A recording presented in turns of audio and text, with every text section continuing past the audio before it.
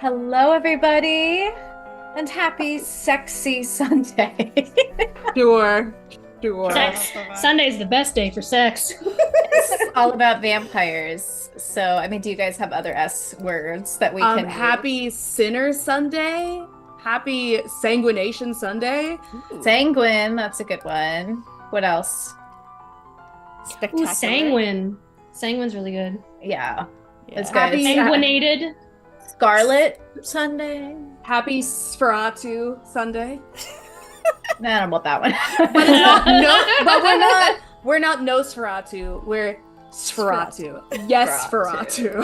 Yes, Feratu. We're the Yes Feratus, and tonight we are bringing you a very creepy session of Chromatic Academy, Kids on Brooms, a Moreaux Manor spinoff, where the audience and the players tonight will get to see what happens behind the doors and the walls of Moreaux Manor. Unfortunately, Eero, Maris, Ockley, Sneora will not be able to know what happens. But that's okay, because we will know. We will know. And maybe Cal will tell them. But I don't know. That'll be up to him. So, welcome. Thank you. We are so excited to be back. It's been a while. And let's just jump on in. Let's go ahead and call out our players tonight.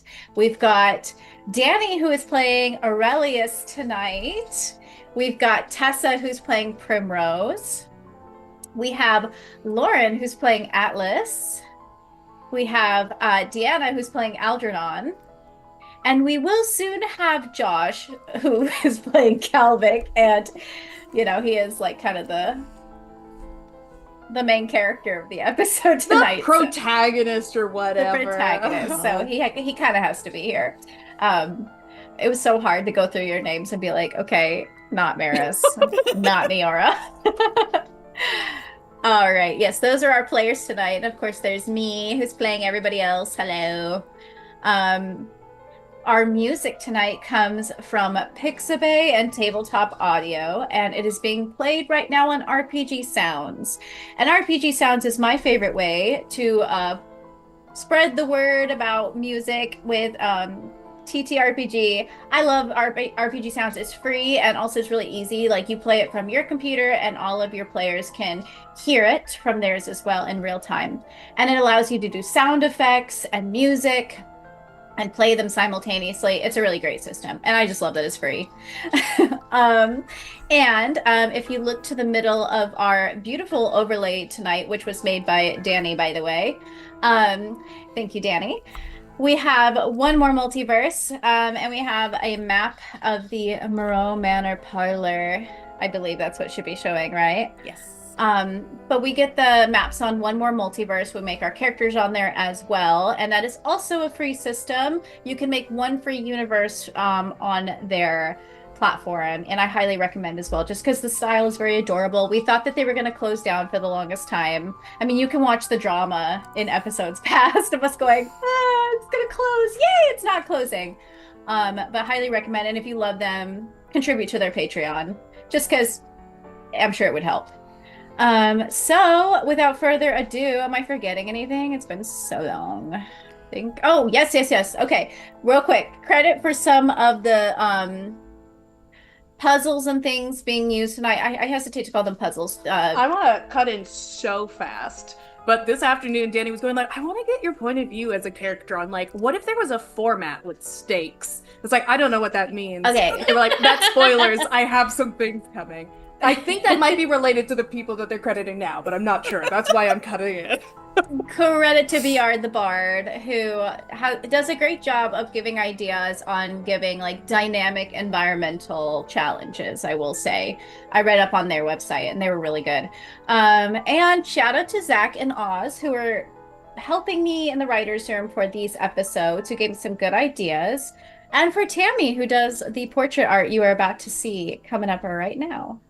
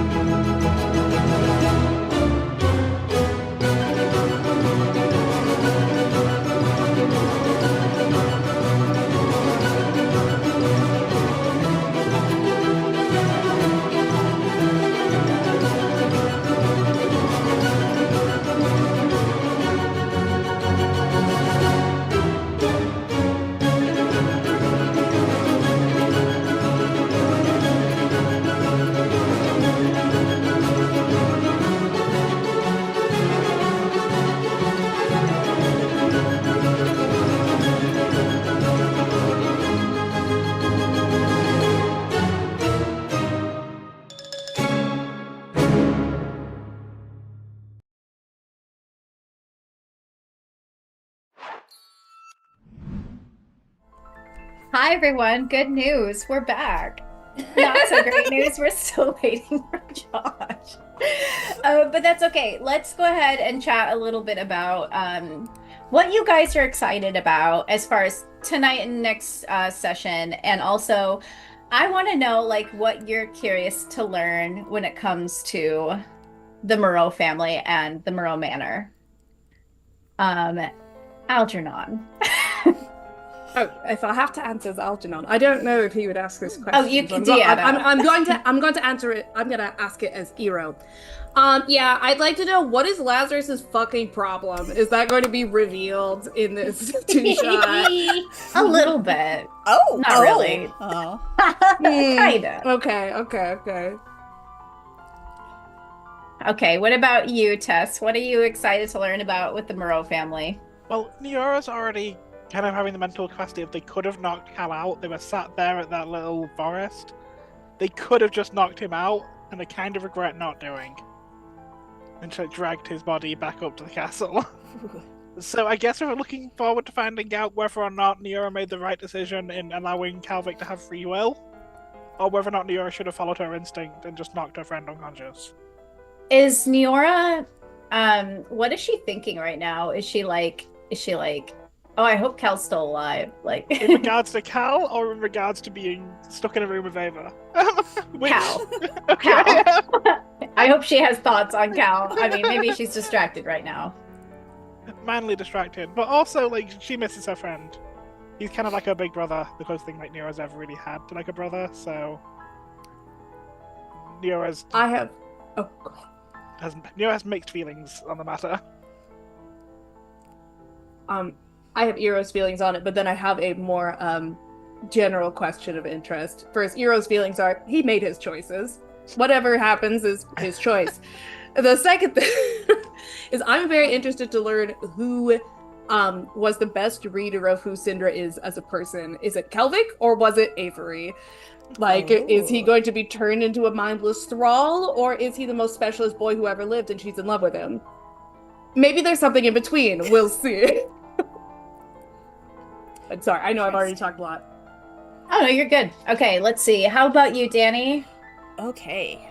I think Maris just wants to know if Cal's okay. She has been sending him letters, and she's gotten replies. But I feel like she doesn't really get a good read on how things are going. I think they're both being very, very careful in what they say and not revealing anything that shouldn't be revealed in letters. And yeah, she's just worried about him. Was Mara surprised when she received a letter back and it had a bit scratched out? Yes, she was. I mean, first she was surprised that she got a letter, and then she was definitely surprised that there was editing to it. She did not expect that. Interesting. Ooh. Okay. I have a Josh in the waiting room. Things are going to go wonky with the screen for just a moment as I disconnect and let him in. Okay. What about you, Lauren? So I'm interested in seeing how evil this family is, because I think we've all anticipated this family's evil from the start. But more so, I am very excited about making this as difficult as possible for Josh. Excellent. That's Perfect. what I'm excited about. Real quick. Okay. On a scale from 1 to 10, how evil do you think the Moreaux family is? Let's just go. Are we through. going down the line? No, just Like, is everybody turn? Oh, yeah. So Should we Just just in all general. hold up our fingers at the same time? Yeah, So we yeah, don't let's Is do this in character or as players? as well, that's players. As players. I'm curious. Also, we're gonna give you some time, Calvic, to change your background. Oh my gosh, I need yes. Oh, okay. It's in the Discord, Calvic. Okay. Oh my It gosh. is? 5. Yes. Did I miss it somewhere? Hold on. Okay, 7. Okay, Danny, Oh, I did miss it. you have the most faith in the Moreaux family. It looks like It's everyone probably a else is terrible like, thing, but they're evil as hell. You're at 50%, and that's the best that we got. But I mean, Lysindra could be nice in a family of evil. We'll see. Look, vampires are fundamentally parasite. Okay. Wait. Okay, Lazarus but is it's a a Moreaux. Never mind, I was missing a hand. Aha, 10 out of 10. I was Never about to mind, say, that I was like, okay, I guess But it's established in this universe that even demons are not 100% evil. Like, the thing that you are does not determine your A morality. demon is fundamentally just a being of immense spiritual power. Vampires suck, okay? They have dietary needs. That's not... I guess somebody's being real judgy. I love this. Okay, but you need to also vote. Josh, how evil do you think the Moreaux family is that you just entered into? Yeah, especially as I think about the family that Cal comes from, I'm gonna go with a solid 6.5. Okay. Like that, 6.5. All right. And I also love the clothing choice of everybody but me. I think this really signifies what Cal is bringing to the Moreaux family right now. It's all that. I just realized, tit shot, too. Ooh, wow. Yes, get the views up. We've missed each other, clearly. We can normally contain this to our private time, but not today. All right, let's get this started. So we went through the announcements already, so we're gonna jump on in. Josh, unless you have anything that you want to say before I picked potatoes today, and it was very rewarding. That's all I got. Let's do this stuff. Wonderful. Thank you so much, Josh. I really appreciate your input. Oh, also, can somebody post the link for RPG Sounds for Josh in the chat? That is important. It's very... Okay. So, we come in at the Moreaux Manor. Also, you can see that in the middle of our screen. Josh, where are you in the Moreaux Manor so I can bring you in with us?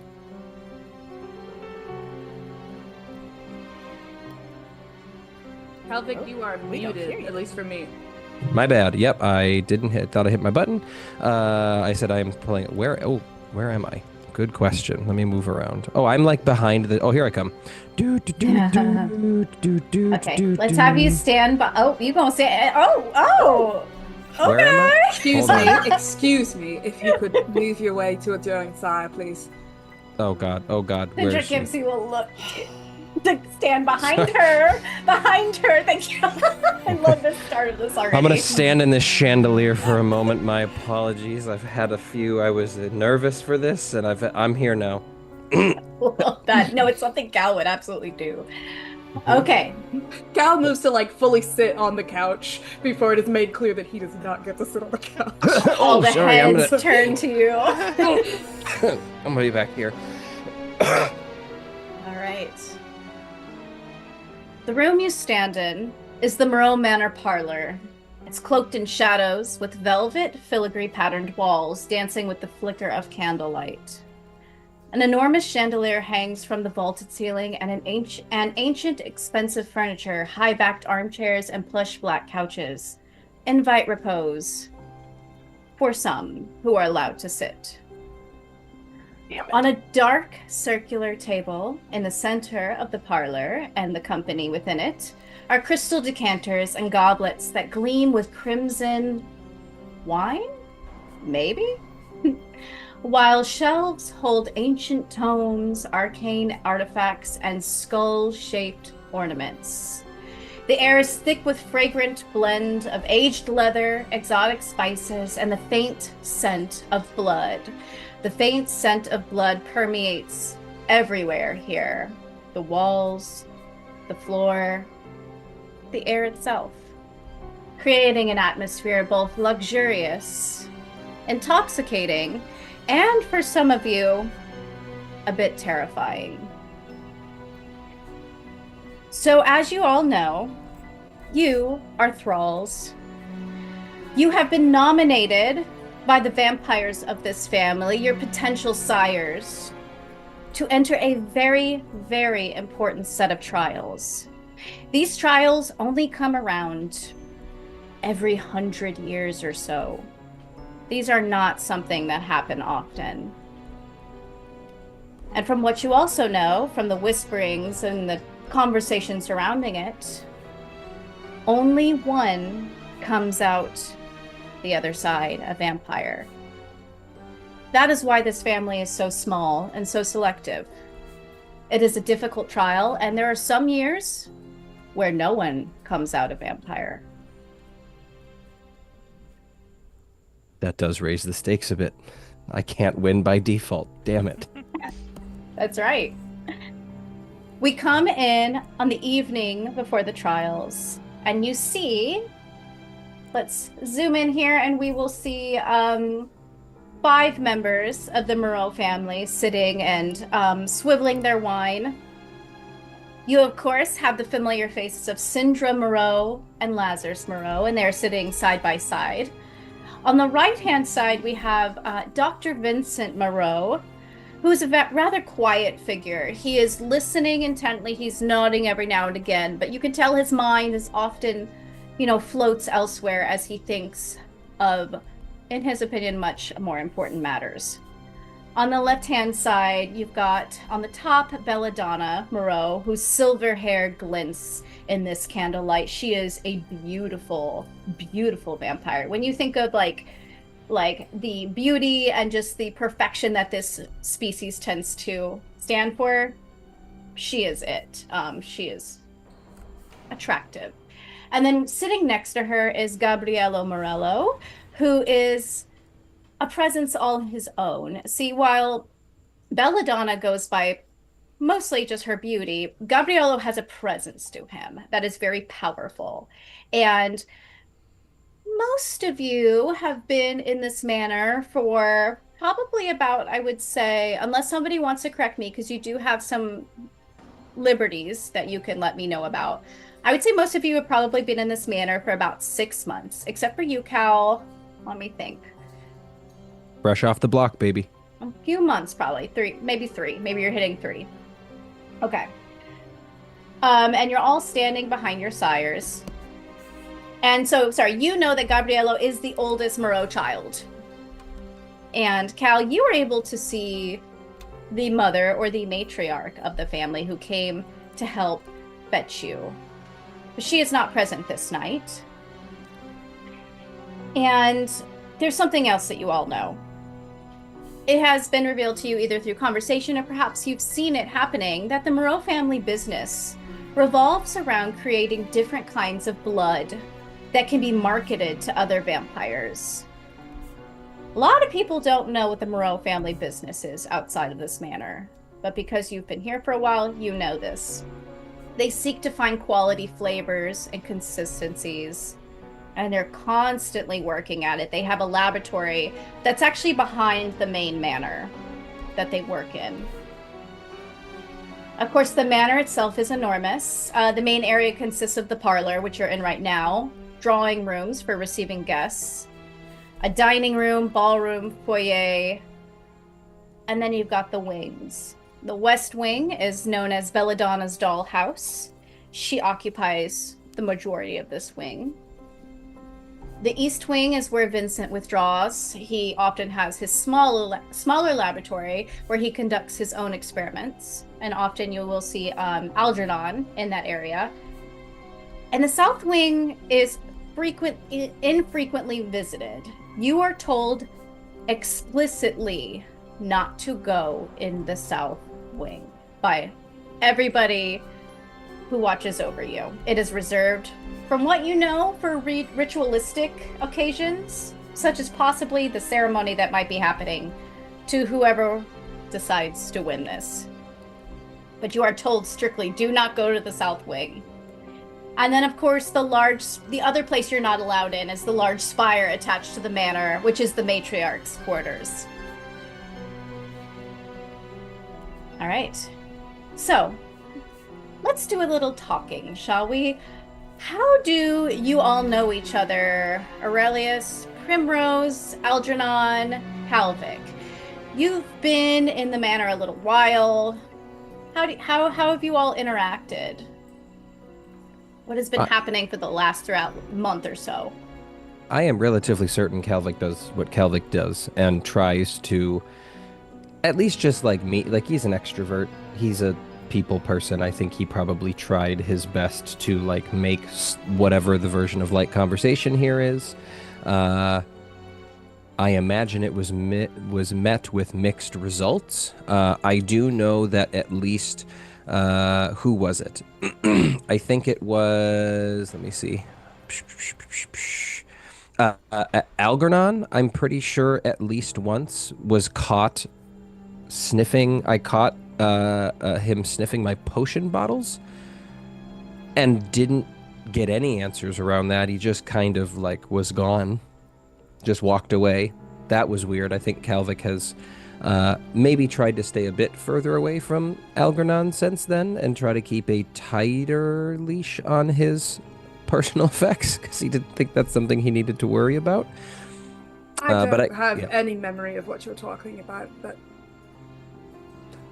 Oh, good. Okay, great. Well, you're cool then, I guess? Hi, do you remember my name? Should I? Probably, yeah, I think so. Seems important to me. I know your name. And it's Algernon? Oh, see, this is the first time we've had a conversation long enough for you to correct me. Thank you for that. No, it's not. It's Algernon. Oh, little switch there. Okay, Algernon, got it. Mm-hmm. Okay, right here, old memory bank. Got it, 100%. Never, not going to happen again, Algernon. I'm glad you'll remember. And I leave. Bye. Talk to you later. Dinner? Do we eat together? I don't think you usually see Algernon at meals. I don't think he eats with everyone very often, and you sometimes see him sitting in the hallway with some sort of strangely colored soup in the middle of the night, but I don't think he's going to the fancy cafeteria. The communal space? Yes. They don't have a fancy cafeteria. They have a dining hall where you all have to sit way down at one end. Yeah, one end of the table. Well, there's a big gap, both physical and emotional gap between us and our sires. And also, I would like, while you guys are discussing how you know each other, give a brief introduction on what you look like as well. Well, Kalvik. Is Kalvik wearing the same clothes? Okay, so I guess this will be a question because I don't know. So I think he tried to, as evidenced by this. I think he definitely just didn't. I don't think his goal was, I'm planning on trying to fit in. I don't think that's ever been Cal's shtick, even though like he's leaving his family, but he's still just trying. That's the whole point. He's just trying to be him. So I think he was very willing to just do what he normally does and probably tried to gauge a reaction. He also I think I don't think it was made clear to him initially, like when this was led as an option, like, yeah, you can come with, but like you might not actually get to really be one of us. Like you might just die. And so I think as soon as he gets the impression of, oh, I'm not, this isn't like just because Syndra vouched for me doesn't mean I'm in, it just means I get a chance to be in. He does still want to win. So I think he tries to take her lead on, do I get nasty looks, weird vibes from Syndra as I continue to do what I do? And as long as they're not too negative, he's going to keep wearing this.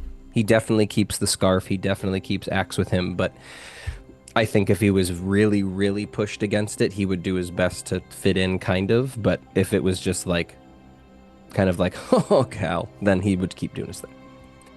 I think that Syndra would definitely ask you if you prefer to keep your clothes, and she would allow you to keep your clothes. You can tell looking around that not everyone has a uniform kind of outfit going on. Aurelius's thrall has very fancy looking clothes versus Algernon, who has an apron on with stains on it. So, you know, there's a wide variety. And of course, Primrose is dressed in her best. So... You know. Yeah, I think he would choose to keep his regular wardrobe then. I mean, he's never anything too flashy, but he's definitely not all black all the time. Okay. Let's see, who's next? Who else is like interacting with Cal and the others? Let's see, Primrose. Algernon, go ahead. Yeah, just because I've already introduced myself, I'll get myself out of the way so that other people can do things. Algernon is a very, he's tallish. He looks taller than he actually is because he's so thin and lanky. He's kind of got a Jack Skellington kind of figure. He's quite pale in a sallow kind of way. I was delighted to realize that my figure is actually paler than the actual vampires in the room. Very dark around the eyes. There are areas of his skin, especially on his inner arms and again on his neck, where the veins are very dark and very prominent. He's got a ratty little dark ponytail that seems to have grown out, not so much due to style, so much as he just doesn't go and get his hair cut. He's got large glasses that are broken and taped back together, and he still manages to look pompous and snooty in his apron with mysterious stains upon it and the satchels of potion bottles along his belt.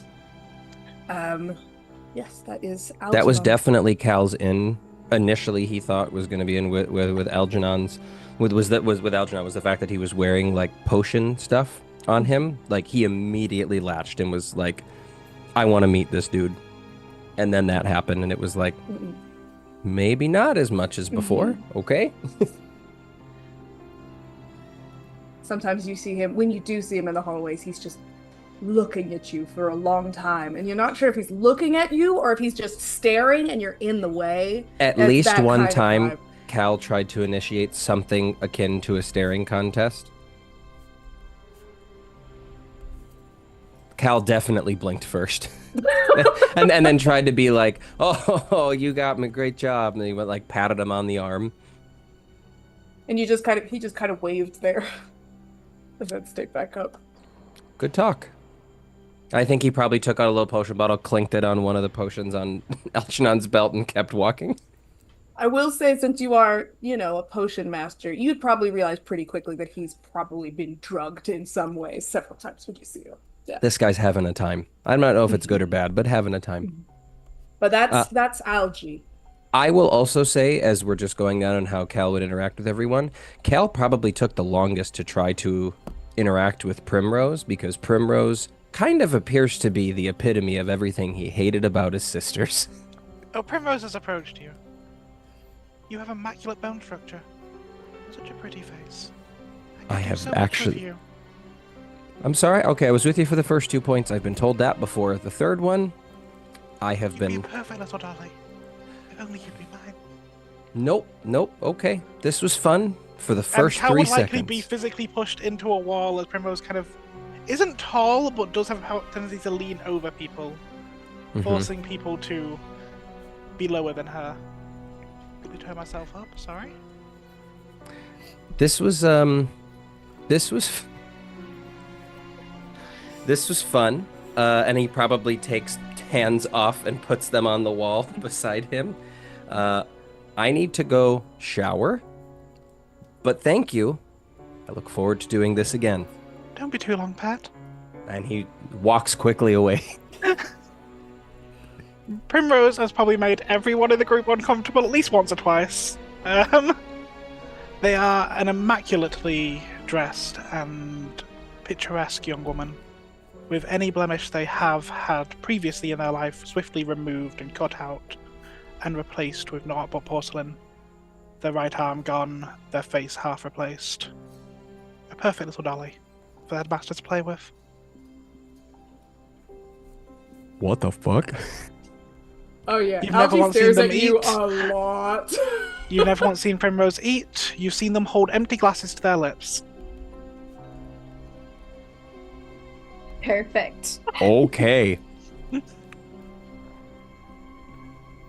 Right. You're making Aurelius. friends. Friend, this is friendship. You know what? Screw all y'all back at the academy. This is what I've been looking for the whole time.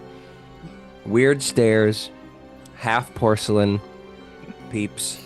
Just bring... What's next? You know what? Who did I interact with next? Aurelius stands taller than Cal by a couple inches. And He's not used to that. definitely looks down at him. He is used to that. Is Syndra's brat. Not a title I'm used to, but I'll give you that one. Whose brat are you? I am no one's brat. Mm, I answer okay. to Gabriella. Brat under another name, I get it. Okay. Watch yourself.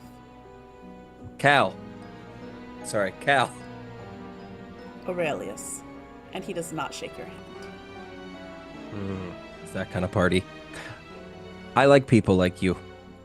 Because you? it's all the more rewarding when you like me in the end anyways. And he pats him on the arm. Yes. Right.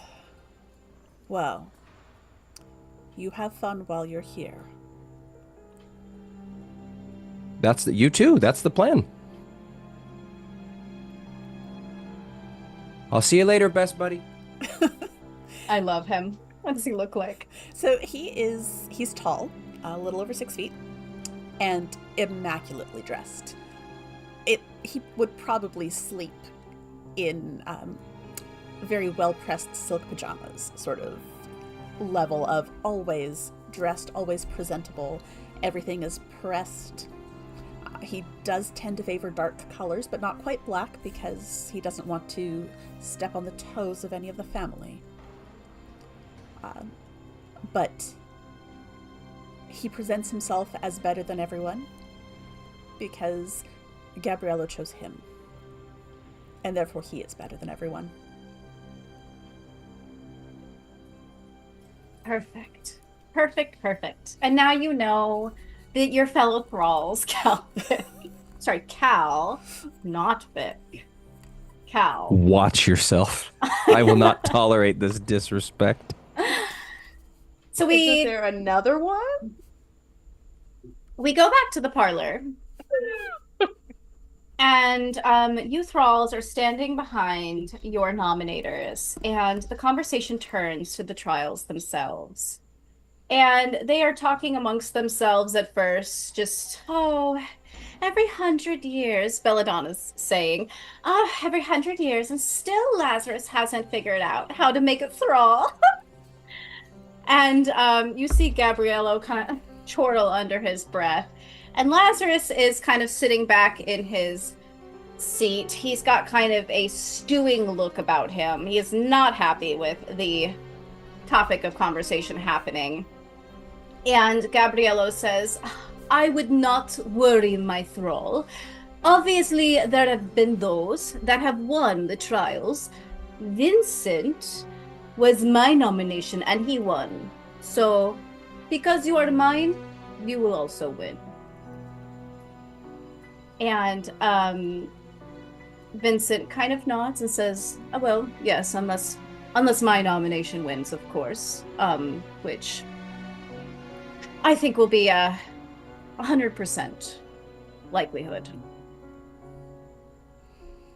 You see the first emotional reaction that you've actually ever seen from Algie of just squaring up his shoulders. Clearly means a lot. Yeah, like you can tell there's like a bit of competition and tension in the room, and some of them are having fun with it, and some of them are kind of like they really mean it. Hey, how close am I standing to Syndra? You're right behind her. Okay, so I could say in a low enough voice, so hopefully only she could hear, and he looks across to each of the other sires and goes, okay, nerd, asshole, priss, got it. And as you say it, Syndra's giving a very subtle, small nod as you do so. And, hi, Raid!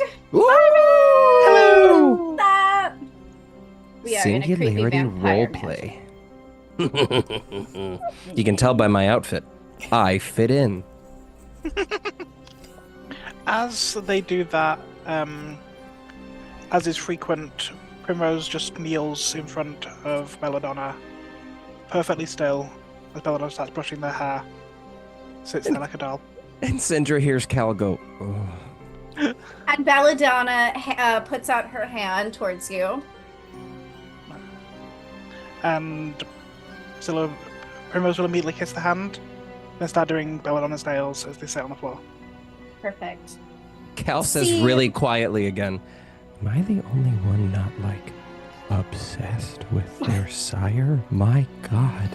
You can see Algie doing like the sort of, junior prom court of hover hand over Vincent and then, no, put it back, put it back. See, Lazarus, just take it from us. keep watch, and maybe one day you can train up your own little thrall. It's so much fun. It's so delightful. And Sindra, you can tell her face gets a little bit tight, and she looks over to Belladonna and she says, just because Lazarus doesn't have a thrall doesn't mean, and Lazarus at this point cuts off his sister, which Cal, you would know that that's unusual for him. And he stands up and he says, I'm sick and tired of all of you looking down on me. Okay. You want a little bit of a surprise? Okay. I have a thrall. And you hear Sindra, what? And he says, I have a thrall, actually. I have somebody that I am also entering into this thing, these trials. I have my own person who's going to beat all of you. And where are they, Lazarus? I don't see any other thralls around. Do you plan to steal one of ours because you couldn't find one? And at that point, Lazarus storms around the couch, goes to the door, thrusts it open, and just is like, where did they go? Where did they go? Atlas, get over here now! Atlas walks in, and you see they have kind of braided, dark blue hair. They have a red crop top with like their belly kind of showing, and you can kind of see like where leather belts kind of cross over their chest and around their waist. And then they also wear a lot of like kind of gold bangles as well. And they, while you might think Atlas would stumble in at such a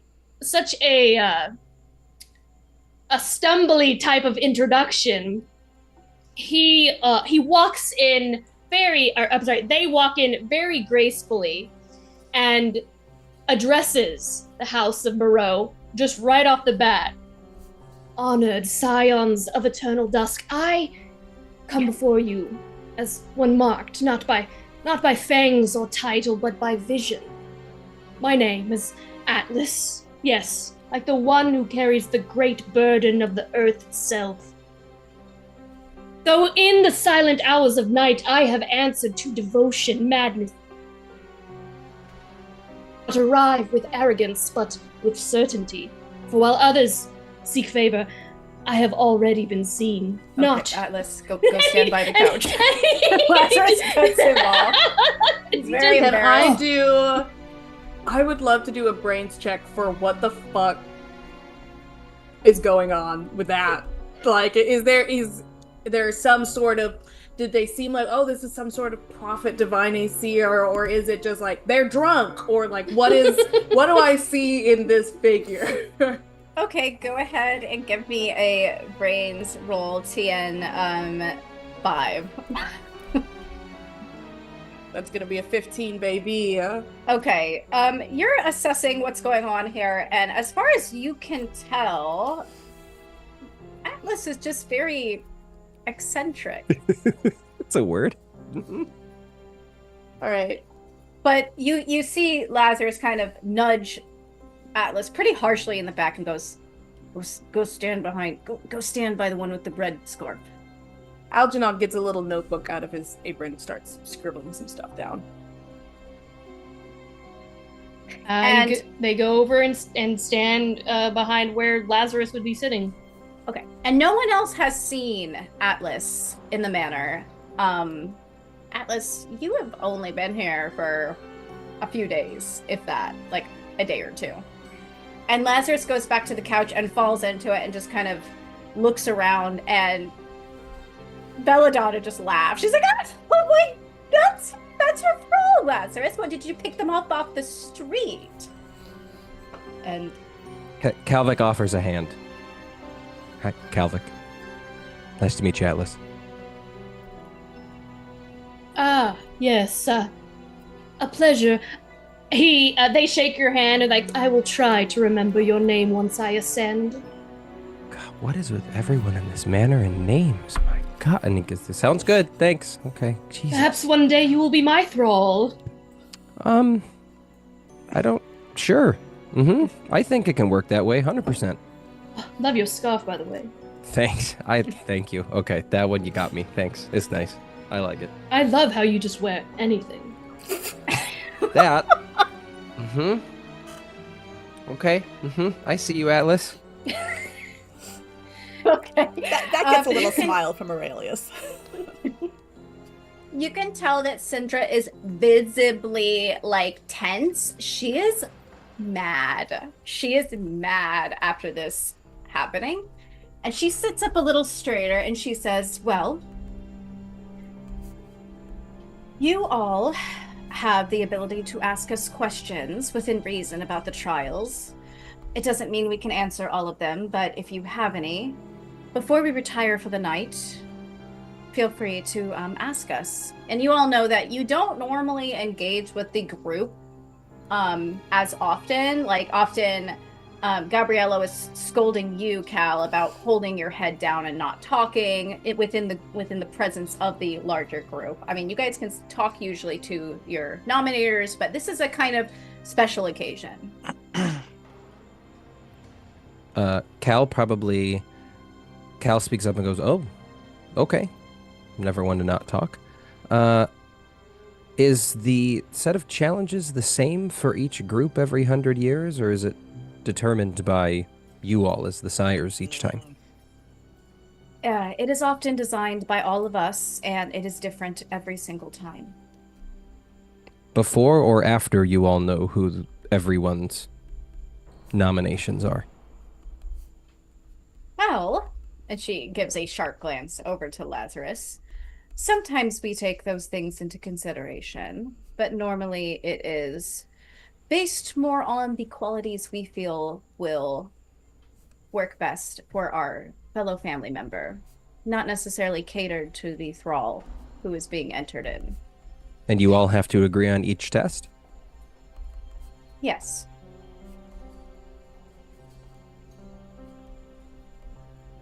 Cal ponders. Is there anyone else? This is a hypothetical question, of course, but is the elimination or removal of other nominees from the competition, is there any sort of penalty for that? Is there a penalty for being removed? Is there a penalty for the remover? Ah. So is there a penalty for your nominator? Is that what you're asking? No, I think that he's asking if he kills me, is he going to get in trouble for that? Ah. And Gabriello butts in at this point and says, no, you will not get in trouble. This is meant to be a competition. So if you go against each other, well, that is what we want to see. We want to see the best of the best. I bow ever so slightly to Gabriello, and I write some more notes down in my book.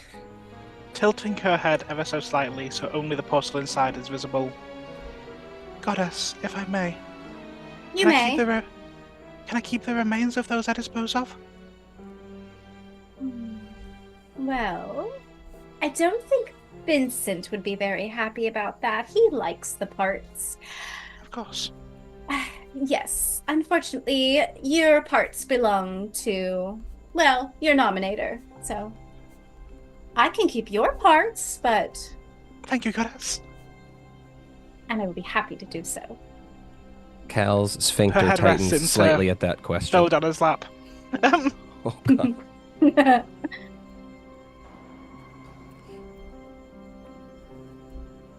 Aurelius leans forward a little.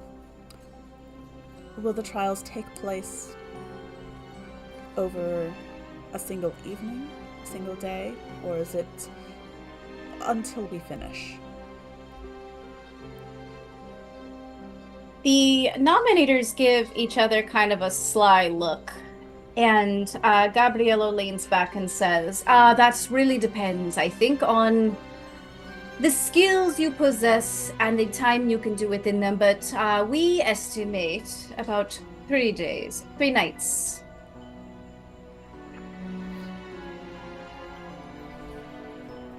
That is what we hope you will take. Although it could take longer. Do we, as the nominees, already know when the trials are going to take place?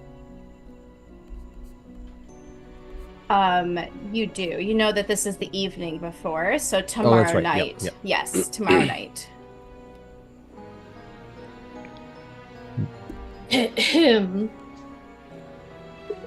Great Lazarus, I was hoping that you might tell me something about the trials.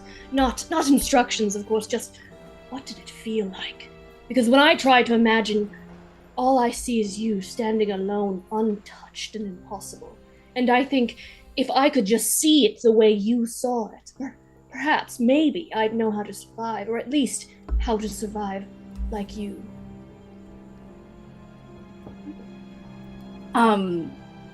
Well, that's not possible because Sindra and I didn't take the trials. We were chosen directly by the matriarch herself. However, So you never. Do the succeeded other at the sires trials. react to that statement out of curiosity? you can tell, looking around, you can see that Gabriello and Primrose, or sorry, not Primrose, Belladonna both nod at that. And you can tell that they have also been chosen. And it seems that Vincent is the only one who has been through the trials. You can see that Algernon leans forward to say, "That makes a great deal of sense, seeing as you're the only one who has any value." Lazarus gives kind of a sharp look over, but then says, but this is the most important thing in your life. So it should be the only thing on your mind. It should be the only thing you think about. It should be the only thing that you strive towards. That's how you should be feeling. On the brink of death, perhaps, because this is actual life or actual death. You're Yes, yes, absolutely Atlas. right. Do be prepared to die for his ego. That's right.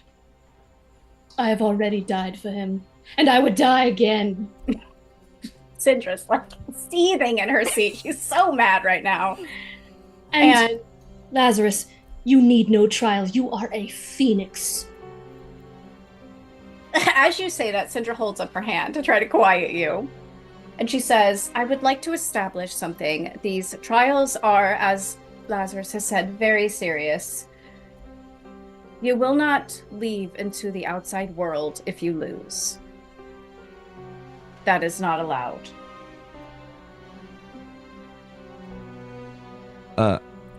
Can you elaborate on that? Like, even if we don't die? If we Even don't if you win, don't we still die. don't leave. You cannot be allowed to exit the Moreaux Manor. No.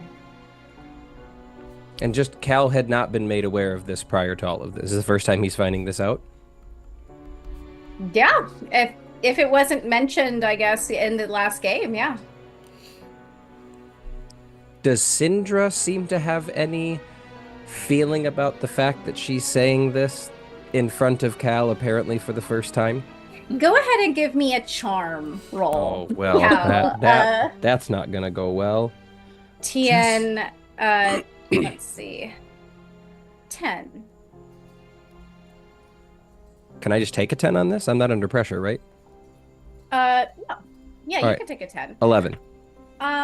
You, Cal, you know Syndra well enough, I think, by now that you can detect a faint sense of guilt in her tone when she says that. Does she look at him at all when she does, or is she No. just... Okay. Okay. Cal reacts, but not in a way that she sees, so I don't know if it's as important. I think he has feelings about it, but I don't think he doesn't come off mad. He doesn't appear. He's not reacting in a way that everyone could pick up as mad. He does react a little bit. And I think he probably just goes, okay. Good to know. So if there are, by chance, multiple survivors by the end of the competition. There won't be. Excellent. Have we been given any general rules about these, or is this something that those will be revealed at the time of the... Like, has there been anything told to us about general rules, or has it just been these trials are going to happen, further instructions to follow? Pretty much much that. You know that wands have been stripped from you when you entered the manor. So no one has wands. You do know that whatever you need in the trials will be provided to you within that time. And we can't, as far as we know, we can't bring anything. No. Okay. I think he probably looks at Algie when he says this a little bit and says, are we to be under all of our own faculties during the testing? Any testing done for certain substances prior? Substances will not be allowed to be in your systems by the time the trials start. And everyone looks to Vincent. And he just, yes, I know. Almost as an out of character question, just so I can double check to see how ruthless we're being here. If multiple competitors literally survive until the end, that's fine. They might just be locked in a house forever, but there's only one who can become a vampire, right? It's not that there can only be one person who is still alive, or is that the case? There's only one person who can become a vampire. Okay, but there could be multiple people who are alive. Theoretically. Theoretically, as far as you know. Great. Sounds good. All right. Okay, here's going to be an interesting question. Two-part question. Number one, the answer to the first will answer the second, potentially.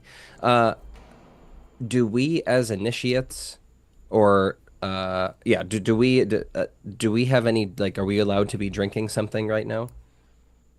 Or are we standing, like, at attention?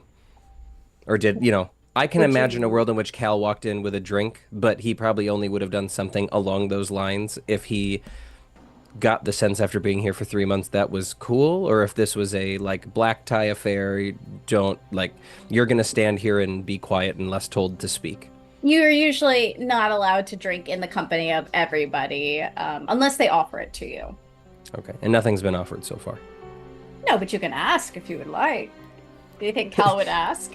No, so far the only drinks I've seen are the red cups of something. I don't know if there's any... Are there other drinks around that don't appear to just be this red liquid? It's just the red. Primrose's empty glass. I don't know if Cal is bold enough to just be like, pull out a flask. Can I drink in here? Maybe he would do that. You know what? Is it fine to establish that Cal carries around a flask of scotch in this manner? Is that allowed? Sure. Cool. Is it unaltered? Is it like, is it Currently. It's not a potion, right? Right now. Okay. Okay. I think he probably, he quickly, like, pulls it out of his pocket. Are we allowed to drink? As Calvic... Tonight... Oh, go ahead. Sorry. No, as Go ahead. Calvic mentions that, you kind of see Atlas, they begin to kind of scratch their arms and just kind of twitch a little bit and begin to rub their fingers together, and they seem to lean down to whisper something in Lazarus's ear as Okay. as you ask that question, Calvic. Sindra will say to you, for tonight you may. And what do you whisper in Lazarus's ear? That they want something. Okay, so you lean down. You know what they want. That's what they're asking for. You lean down to whisper in his ear, and Lazarus straight up goes, "Pooh," and whaps you in the face, and Incredible. he just says, "Not now." They paid attention. If this session was supposed to make us think that he was less of an asshole, it's not helping. So my follow-up question, does Cal already have the item that you told me that Cal may have access to once a session? Does he still does he currently have that, or no? Has he been given that yet? Message it to me, because I'm kind of blanking on what it could be. If there's no other questions, we will be taking our leave for the night. He might have one more question. Okay.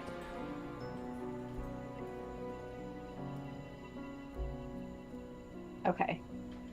Because I'm like trying to remember what this thing is. I sent it over Discord. 'Cause it might actually make a difference here. Okay. Yes. So Okay. we're going to go over. Actually, I'll just. Do you want me to say what I'm asking out loud so everyone knows what I'm talking about? No, it's fine. Okay. Yes, you do. But I'm trying to think if I should just say it now.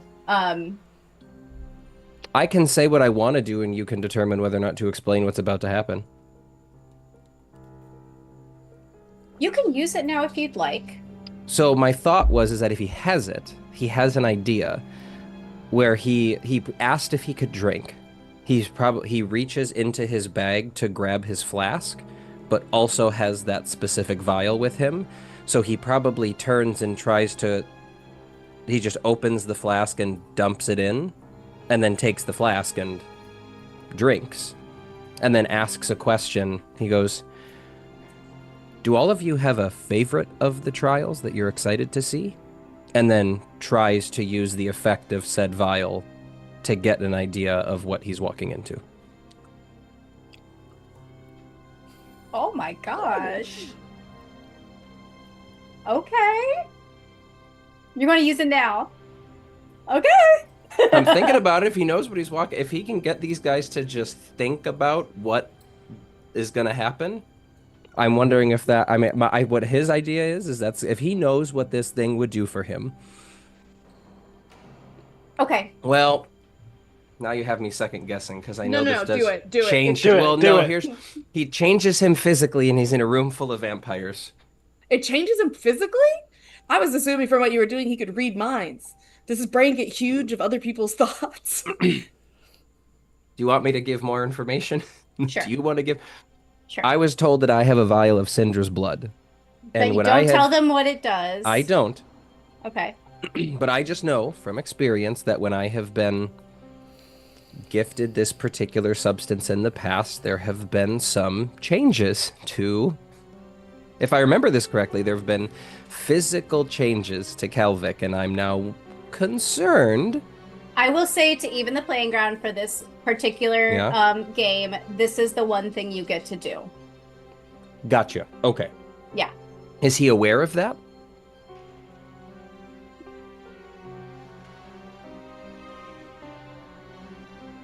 I think that, yes, he would be aware of that. Kalvik has never once been rational a day in his life. Again, Do I it. just want to. Kalvik knows that this will make physical changes to him. If I remember this correctly, when he has, unless I'm misremembering, maybe this was when he was fed on, his eyes turned orange, and his senses got dialed up. Like, that was in general what happened. And so I'm questioning if Cal knows that's going to happen and he's standing in a room of very fucking observant vampires. I understand what you're saying now. If he does this right now, yes, I think he gets info but might get outed, which could cause very big problems. That is the issue. I see what you're saying. Yes, that would show. Kalvik just takes a drink of his plain-ass scotch. Okay.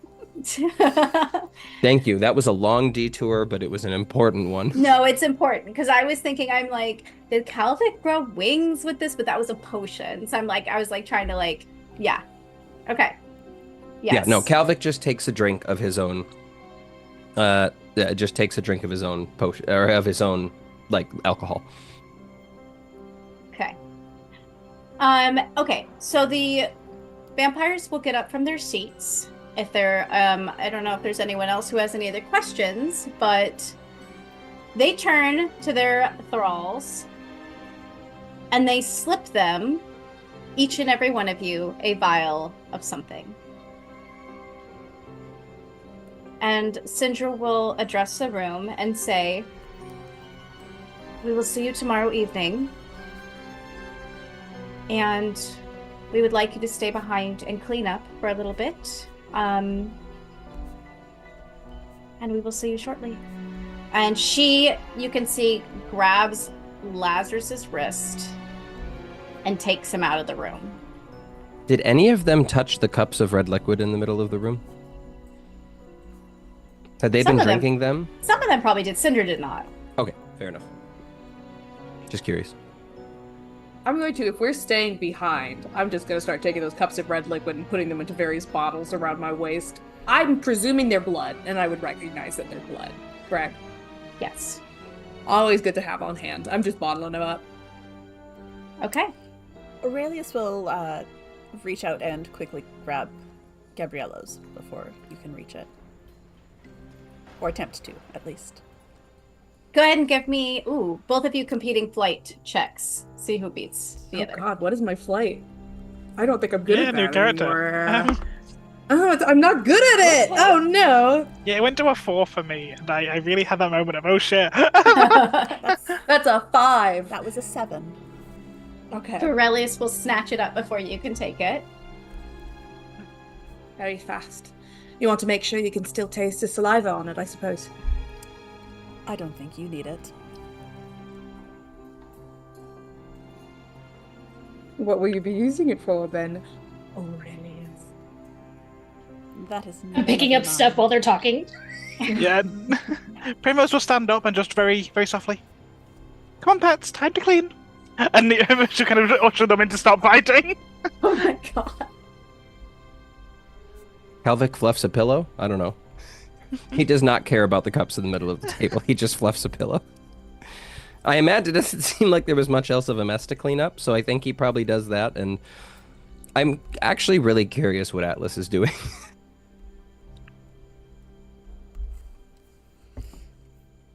What is Atlas doing? Atlas is over by holding Lazarus's cup and having a bit of a monologue. Just like his cup just sitting there as if it's ordinary, but I know better. I've watched his hand curl around that stem. Elegant, precise. What is Atlas's reaction time? Because I'm just gonna take the glass while they're talking to him. No. Excuse me. Let me, please. It's dumped already. It's in the jar. It's on there.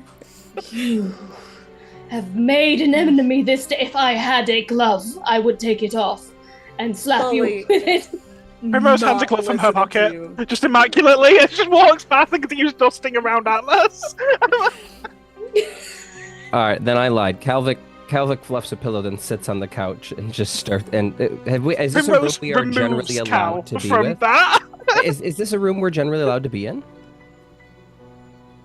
Not freely like this. No. But we were not told clean up and then leave. We were expressly told please clean up for a little bit and we will see you in the morning. Yes, in the Great. evening, but yes. In the evening. In the Yeah, night. we'll see you tomorrow. Yeah, Calvic fluffs a pillow, then sits down, puts his feet on the table that is now apparently clear of cups, and starts to drink a little bit, and probably starts to say, well, y'all, this has been really fun for the last few months. I am sorry that our time together has to end in 3 days. Remove your feet. Straightens her dress and will sit in Calvic's lap with a hand on his face. Okay, see, I Thanks, know you do you're so doing... much for me. As she leans in and her nose almost touches yours. As she holds herself staring into your eyes. I always wanted hazel eyes. If you come Okay. with me. I know you're doing this on purpose to try to make me move. And then her arm will start to press into your kneecap, just enough so you feel it about to snap. Move. He puts the one foot down. And then the other kneecap. He puts the other one down. Goodbye. And she'll stand up. Very effective. He does not stand up and he keeps drinking. Algernon the is table. going to lean, just kind of lean against a pillar or a piece of furniture somewhere near Aurelius. 2 days, I think. For the rest of them. That's generous. No, I mean, I'm assuming that this is day 1. I like your thoughts. You're overthinking I like that you this. have any at all. Well, I suppose to someone who has no thoughts whatsoever, it You're might seem like overthinking overthinking. this. You've made a habit of overthinking shit, and you've been on a lot of drugs. You're overthinking this.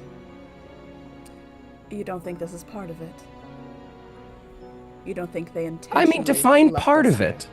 Define part of it. Do I think they intentionally left us here? Absolutely. Have you ever met a more, lawful, neutral, I'm going to use my language to say exactly what I mean and nothing more and nothing less than a vampire? Okay, that's way too general. Then this specific group of vampires, specifically your 3. Lazarus does not have that much brain power, but your 3 sires. How dare you? Atlas, it was a fucking joke. We have a history. It's fine. You do not jest about that which is a velvet crusader. Well, some of us do. You should meet my friends. And here I was to ask you a question about yourself, offering humility. How could I have been blinded by such thoughts? Oh no. It's fun to see the toddler's choices fighting with each other. Indeed. Cal, give me a brains check of of 16. Oh, okay. That's going to be really hard to do with my D10. Not impossible, but we can do it. That is a dirty 10, 9 plus 1, so that's a negatory, Captain. Okay. You do not notice the hand that sits on your shoulder until it is there, and it might startle you a bit and surprise you, but Syndra is standing next to you and says very quietly, "Come with me, Cal." Well, this has been fun, and he does the maybe you guys don't know what the Minnesota stand-up, slap your knees thing is, but he stands up, and while he stands up, he goes, "Well," and slaps his knees and stands up and says, "This has been fun. I'll see you all in the morning for day 1. And he takes one more drink from his canteen flask, screws it back on, drops it in his bag, says, "Say bye, Axe." And Axe turns around and goes, "Boop, boop, boop, boop." If he's with me. I don't know if he actually is. He's with me in my heart, but... Have our familiars been removed? That is a question. Your familiars are with you right now, but they will be God. removed from you at the trials. But if you'd Oh like my to God, share what then I they have to- are... Does that change Cutest everything little- about... I have the cutest fucking little newt. That's all I need to tell you guys. He's like this big and he's just going from like my head. I want you to know Axe doesn't feel threatened by that cute newt at all. Because Axe has got neck fringes. It looks like it's like halfway through growing its tail back. I That's also really very like to imagine that Axe and your little newt have just been staring at each other the entire time. They're both just like... Oh my God. beautiful. Wave guys- goodbye, Axe, and all of his neck frills go. Yes, so you guys all know what you're goodbye. Goodbye, Calvic. I shall inform Hell of your arrival. That will be tomorrow. And he just walks out and puts a thumb up over his shoulder and says, "I got the cooler sibling." Oh my God. Well, he's not wrong. See? That's my bestie. That's not a high bar. He keeps walking. All right. Syndra leads you into her personal study, which you've been to before. She closes the door behind her. She looks to you and she is serious. You can tell that she has been obviously very mad during that meeting, and she's trying to calm herself down before she speaks to you. She looks you in the eye and she says, "Cal, I know that I'm sure you know this is serious, but I must emphasize the amount of seriousness these trials are tomorrow." Here's how you know I know it's serious, is because the thought crossed my mind to ask, "You need a foot rub, coach?" But I didn't say it. Just throwing it out there. Didn't say it. I can see you're stressed. Laz did a little wrench, curveball. But I get Yes, it. he did. It's serious. And I Apparently don't so know, serious I never get to leave. I don't know why he would do this, and he hasn't informed me that he was going to do it. He just decided to do it, and I don't know what's come over him. Mm-hmm. How is this just bad? Like, is this just not, this isn't like an annoyance. You're acting like this is really bad, important, negatively important. I did not expect another thrall to be entered into the mix, and that reduces the percentage of you winning even lower. And more so it feels like a betrayal against me. He should not be working against me or you for this. I mean, you know your brother doesn't like me. Are you real? I mean, listen, he likes you. He loves you. I know that. We both know that, right?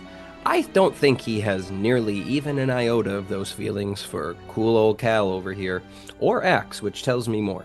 So, this might just be about me. It's probably not a you thing. It's probably a me thing. Well, I still take it personally. Because you are my nomination, and you are my thrall, and now I have to kick his ass. So we need to get serious, okay? So, first of all, I know you're very perceptive. Please follow your instincts when you can in these trials. I can't tell you, obviously, anything about them. But do not lose track of why you are here. You are here to win. You are not here to have a heart of gold. Do you understand? Yeah, that's never been me. But I'll do my best to remember, I guess. She gives you kind of a look, and she says, Cal, you are much nicer at school than you can be here. Ah. You Okay. want to be one of us. You know, vampires can be very brutal. Is a nice word for it. Yeah, that's a nice word for it. I get it. I think Cal gets more serious now too. He's like, I understand. Listen, you know how I come off, right? I'm not gonna pretend I've been playing this grand game, but you can see what they think about me. That works for me. Good. Play it as much as you can, then. I want to tell you as well that, of course, I believe in you, and I do like you, and that's why, well, that's why I invited you to this family, but I think you would also fit in here as well. Vampire families like mine, they run the risk of getting lost in the past. It is very easy to separate ourselves from the outside world and fade into obscurity. But, and this is the first time Syndra's kind of telling you about this, I wish to put ourselves on the chromatic map. If we can find the right blood, the right concoction, then not only can we monopolize the market, we can end the violent reputation vampires have carried with us in the outside world. And I believe you can help me with this, Cal. So I need you to win this. Not only for you to stay alive, but I need you to be part of our family.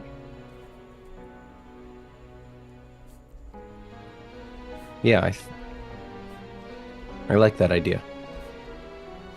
I really like that idea. Also, she turns away a little bit. I'm sorry that I didn't mention what I mentioned in there to you. If I'm to be honest, I arrogantly assumed that the matriarch would just take you. But when we came home, I saw that my siblings also had thralls, and it changed everything. I did not expect this. Well, what's life without a little good challenge, right? I appreciate the vote of confidence that you thought she was just gonna kind of pluck me up like she did y'all, but I think Cal, I got this. Are you willing to do anything? Do you want the honest answer? Or the answer you want to hear? I want the answer that's not going to ensure your death. Because the thralls out there are willing to do anything. Yeah, I wouldn't say that they're the healthiest bunch. My bestie's okay. Everyone else has got a bit of a screw loose. But Who is your bestie? Aurelius, you haven't noticed? Don't trust him. Don't trust any of them. He gets a little smile. He's trying to loosen her up. He's trying to cut the tension a little bit. It's not working. He says, no, Listen, I would be lying if I told you I'm willing to do anything, because that's the whole fucking reason I left my dipshit family before. They were willing to do anything to accomplish their goals, and that is not me. And I thought I would be able to have enough power to do good in the world with my family, but that was not the case. But if you think that there's a chance that I may be able to do enough good in this family, really actually do enough good with this family, then I know I'm willing to do enough. Let us hope that will be enough. And she reaches down and taps the flask on your hip, and she says, use this for when you really need it. You only get 2 chances. So does everybody else? Yes, but I don't know what they have. Okay. Okay. Tomorrow night. Hey, settle a bet. Tonight was not day 1, right? Is that what the thralls are saying? That's what a couple of them were. That's what my bestie was saying. And Then and for the- them, tonight is day 1, and you better watch your back. Now get some sleep. I will do my best. You too. Hey, you too. She will draw you in for a hug. Is this okay? So this, I guess, gets at a bigger question I've been curious about. What has been Syndra and Cal's interactions over the last 3 months? Like, what is that? I feel like we left on a, what I'm going to call an emotionally potent night. And I'm curious how that, I mean, even the, like, leading up to that, between the interactions they were having, the feedings, the flight, the almost death, right? Yeah. Like, say it like all there was a lot of emotionally charged moments there, and some moments of some pretty strong connection that may have led to something more. And then we ended on us getting into the carriage with the matriarch, and now we're jumping ahead 3 months. Like, what is that? I think Cal was feeling some things that he was feeling probably more confident in pursuing, but I'm curious what the last 3 months have looked like. Yeah, like you can tell Syndra still has a fondness for you, and it comes out in the way she like interacts with you and talks to you, but you can tell also that since Syndra has been home, she has been a little more serious. She's been a little more guarded, especially because especially when she's around her siblings. I will also say this. I think as soon as Cal realizes, now, you know, I think there was, some jabs made by people, and there may be an underlying current of, hey, I mean, I forget exactly who it was. I know who it was. I just forget his name at the moment. But the whether it was the other thrall or the Damphir, who's like, she's controlling you. Like, Avery. your ass is being manipulated. And Cal was like, shut up. Like, I know what I'm doing. Yeah. And, you know, arrogantly or otherwise. And I think as soon as he shows up and sees the utter, like, wild, deep, unhealthy level of devotion and obsession that a lot of these other thralls have for their sires, I think Cal probably also turned a little more professional. I think his guard went up a little bit in a way that it wasn't at school, because he didn't have other examples of like, oh shit, like this is what some of them do to some of what apparently did he am. almost see himself in them? I don't Okay. think he ever thought he was getting that obsessive. I think probably one of the jokey reasons he is quote unquote connected with Aurelius is because Aurelius seems to be the closest to like, this is business, kind of, right? I mean, everything about Aurelius looks like business, but I think that was the closest, like, okay, you have a maybe slightly unhealthy but more realistic level of professional respect and Yeah. devotion to like a good boss. Clearly Cal thinks differently about Syndra than just, hey, you're a good boss. But I think his guard went up a little bit, like there was there was some doubt of like, has she just been manipulating me because she thinks I am a... This is actually probably one of the first moments when she opens up. You know what? In light of everything that I just said, let me ask this. And I don't know if you would need to make me roll for this, but in light Okay. of that background, when Syndra, I'm going to say in quotes, appears to open up about why she wants me as part of the family, why she nominated me, that she thought the matriarch was just going to pick me, and that she seems to want me as part of the family for this overarching goal of I would like to erase the violent stain, or like, you know, I would like to reshape people's impressions of us vampires as a whole, and I think you can help me with that.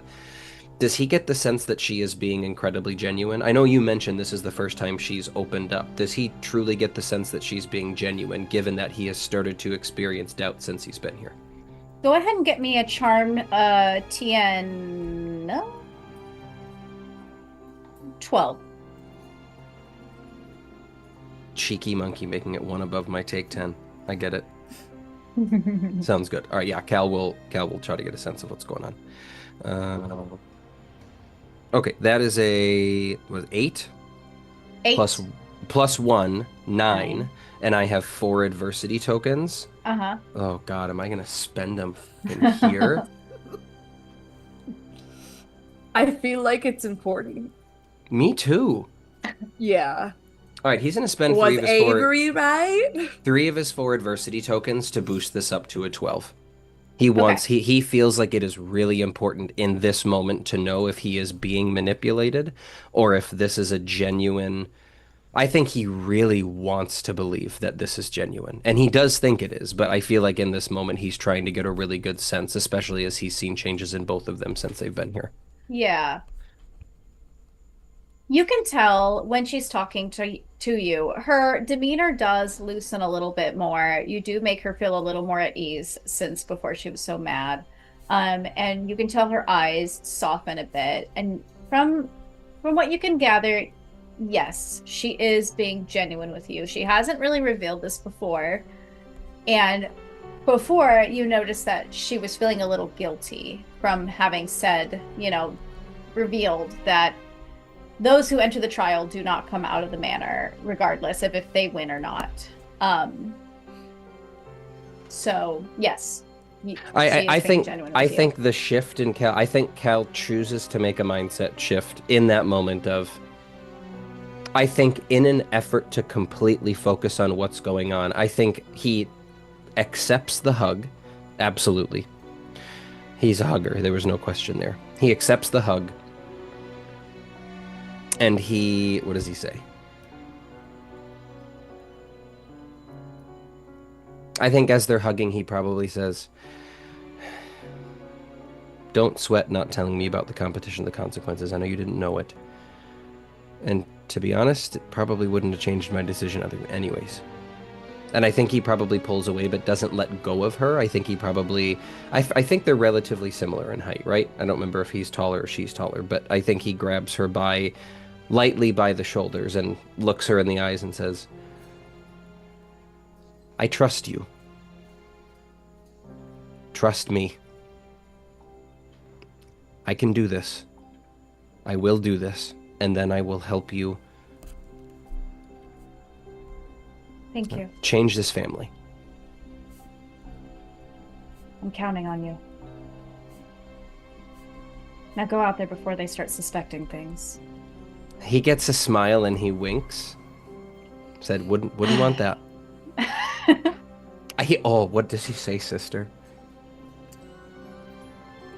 I think he probably does jokingly. He says, wouldn't want that, sister. Oh my God. And then he lets go and starts to walk away. I'm not gonna get used to that one. And the door closes behind and he turns you. back and goes, yeah, me neither. Oh my gosh. All right. Are you headed back towards the parlor? Or are you going back to your room? Oh, well, he was having so much fun in the parlor, but I do think that he probably, if given, I think he's been given a convenient out. I think that he is going to go back to his rooms Normally, you know what he probably does is he needs to calm down, and when he needs to calm down, he works on his potions. I think that's just become a ritual since he's been here, especially since his wand was taken away. It's actually probably so, as I was updating my character sheet, and this is one of the things I actually wanted to ask you about. Not that it's important in this moment, but just as I will drop this in as justification. Obviously, one of the things that Cal was given access to was the recipe for ambrosia, and I feel like we didn't get a lot of screen time for Cal getting to work on that in the last season. I think that because he's had what seems to be some really dedicated magic-free, wand-free time, I think he probably has been putting a lot of effort into reverse engineering that potion effectively. If he has access to the ingredients, if he doesn't, then I think he's just been doing what he normally does, making some of the potions he's good at, probably experimenting with more things, and has led to an evening ritual. This is kind of what he does to calm himself down in the evening. So I think this is him going through the motions. He's probably making something relatively easy or picks up some work. He probably works for an hour, enough to calm himself down, to focus himself. Yeah, And I then think that's he's fair. ready to go to bed. I think you can do that. Yeah, there's a lot of time granted to all of you when you're not serving and training under your nominators. So yes, you can do that. Cool. Algernon, yes. So in this very convenient time where Kelvic, we knew exactly where he was and he wasn't in his room, and across the times that I've been in his room previously, drugged out of my mind, but still investigating, can I do some kind of brains check to learn a little bit about Kelvic? Obviously, I, as the player, know a lot of him, but how much does Algernon know? And is there anything of value, like, oh, he's bringing potions in with him, or he's especially skilled in this or that? Are you going into his room? Yeah, while he's talking to his gone? girlfriend, yeah. Okay. I'm not stealthing because I'm not good at it. I'm just walking over there. So you go into his room, go ahead and give me a brains check, and just, give me the number and we'll assess what you see. I think Aurelius trails behind you. Just arms crossed, leaning against the doorframe, watching. The flat 13. A 13. Okay.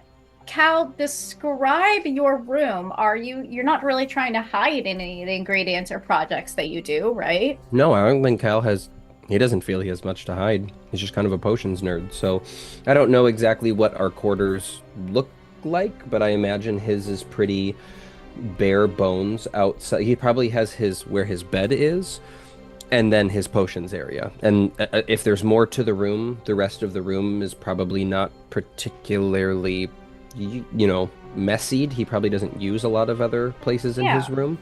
You might also... Oh, go ahead. No, please, finish.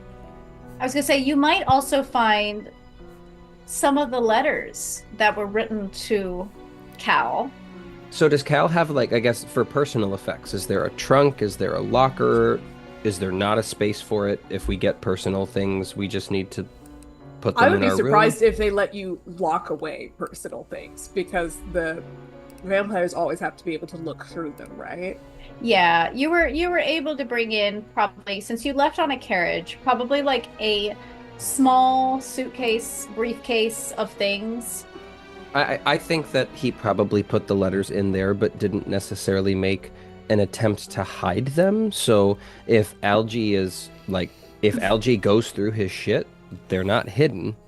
But right. They're not just laying out on the counter very conveniently. Brilliant. Okay. I'm not being respectful in any way.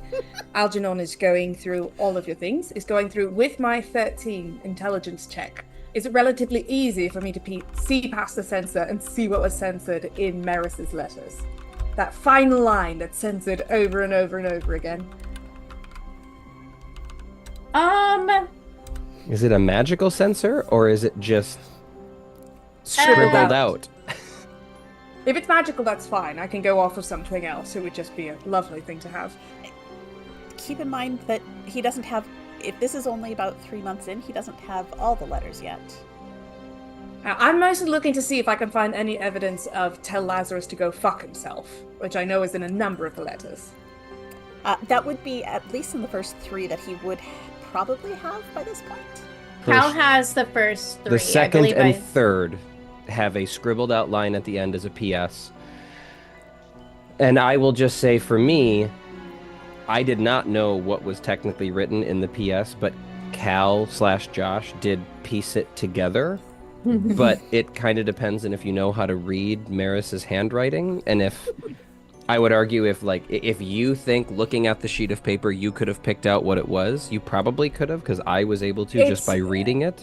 But also I had context clues of I know what Maris is going to be. When I saw it, didn't click until I saw it repeated all the times. When I read the fourth letter is when I went, oh, I know what this says. I think Algernon would be using it as supporting evidence for something he's already seen earlier in the evening, which was the interaction of I got the better sibling, I have the one that has the good traits, Lazarus can suck my dick, essentially. If he is able to use the letters to underline that point, that's fantastic, but it's not necessary. Yeah, let's say that you can see it.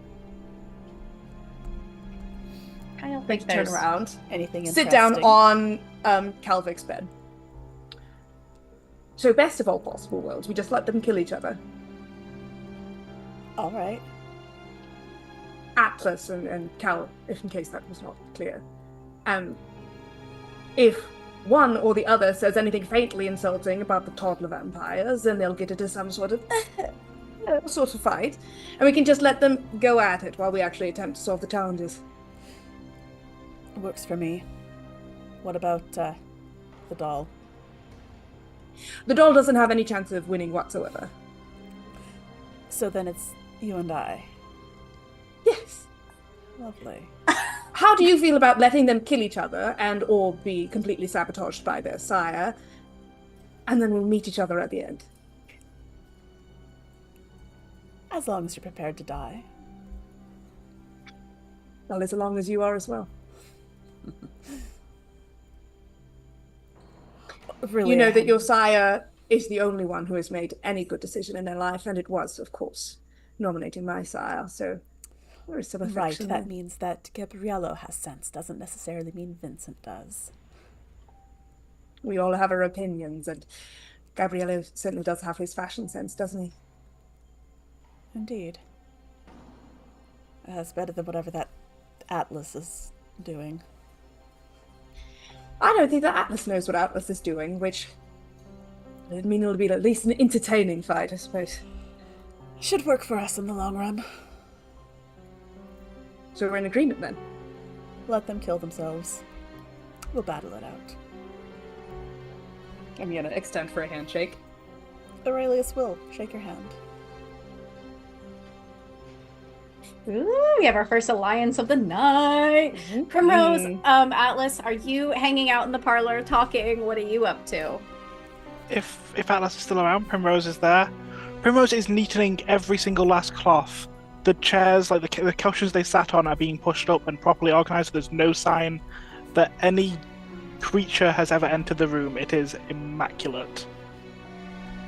Perfect. Like uncannily immaculate. There is no skin cells, no hair, there's no imprintation on furniture. Everything must be perfect. All right. If Alice wants to talk, Primrose is happy to talk. Atlas is just like standing there staring at you and you're just examining your odd appearance and is not entirely sure what to say. I require clean underneath the couch and just take off her arm and hand it to Atlas. Hold this. Just hand an arm to Atlas and then Yeah, she'll go underneath the couch and I'll clean the bottom of it. He just kind of like, or they just kind of like turn it in their hand and give you another look. If I may, how did you become so disencumbered of limb? It was flawed. Wait, what did you say? Sorry. It was flawed. Fraud? Flawed. There was a blemish. It was flawed. There was a blemish on my arm. Oh. Ah, Goddess quickly fixed that. like a mole of some sort. Indeed. A scratch when I was a child. Don't you think you might find use from having your limbs? She puts back on the porcelain arm and the fingers twitch and move, elongate slightly, then shuffle back in. You see the strands in between them. This arm's better. I am better now. So what parts of you are left, if you don't mind me inquiring? Whatever is necessary. Is your heart in place? My heart is immaculate. Is it made of flesh, or is it made of... Would you like to see? Apparently you've answered my question. How about yours? What's yours made of? I mean, I've studied many an anatomical reference book, tome, so everything in those would match mine completely. Are you picturesque too?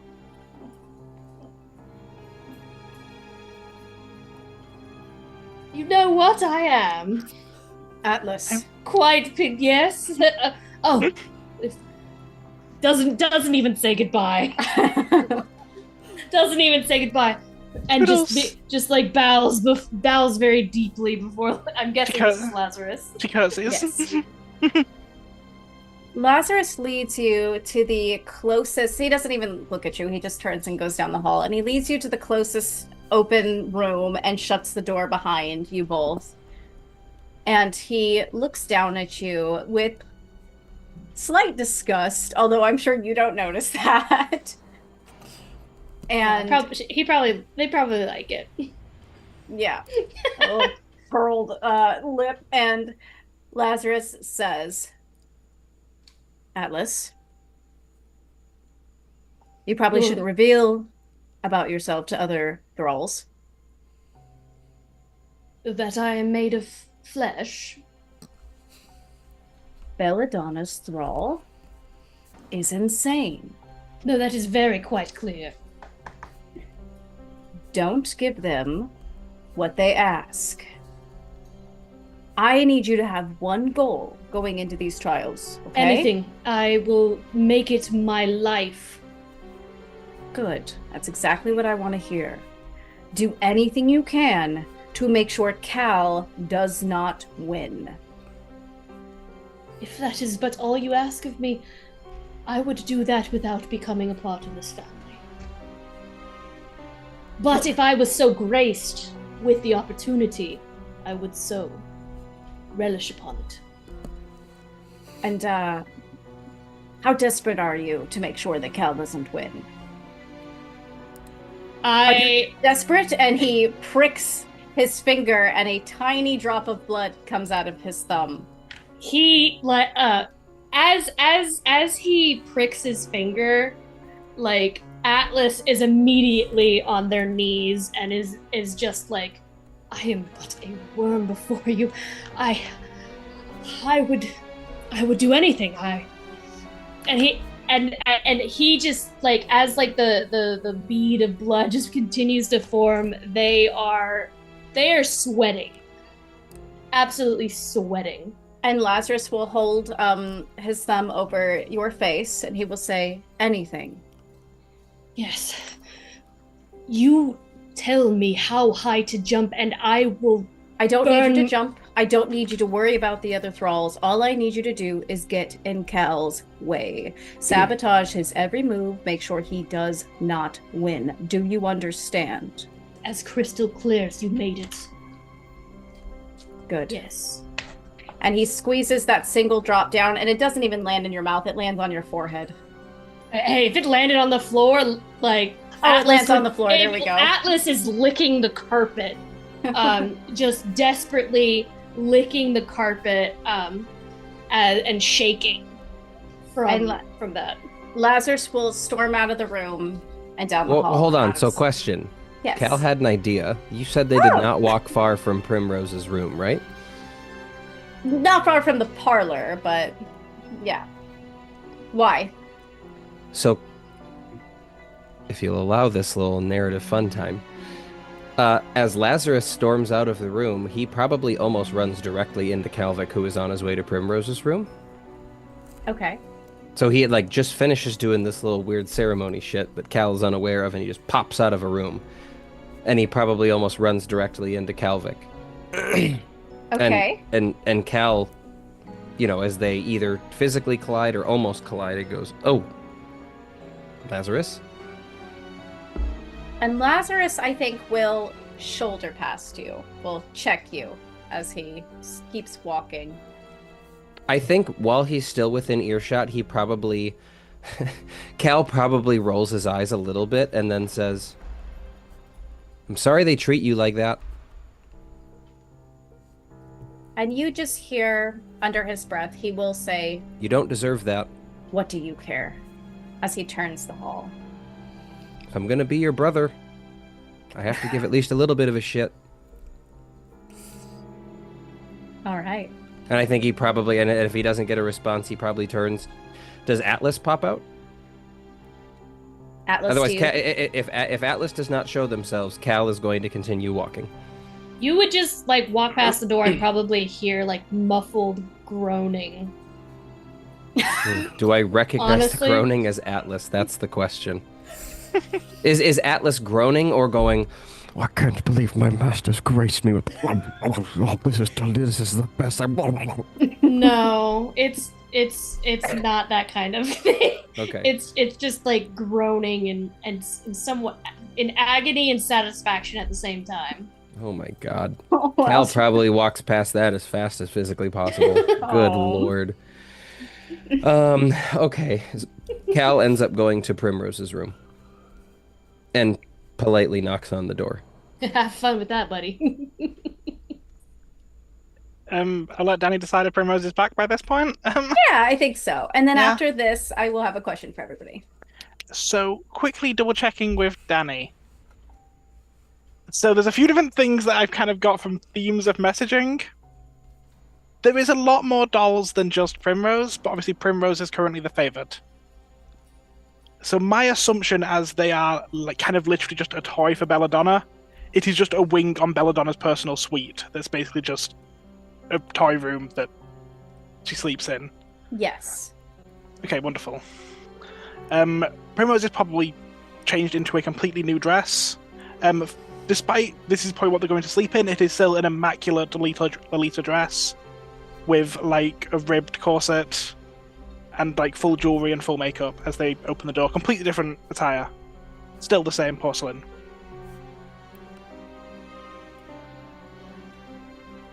You're muted, Josh.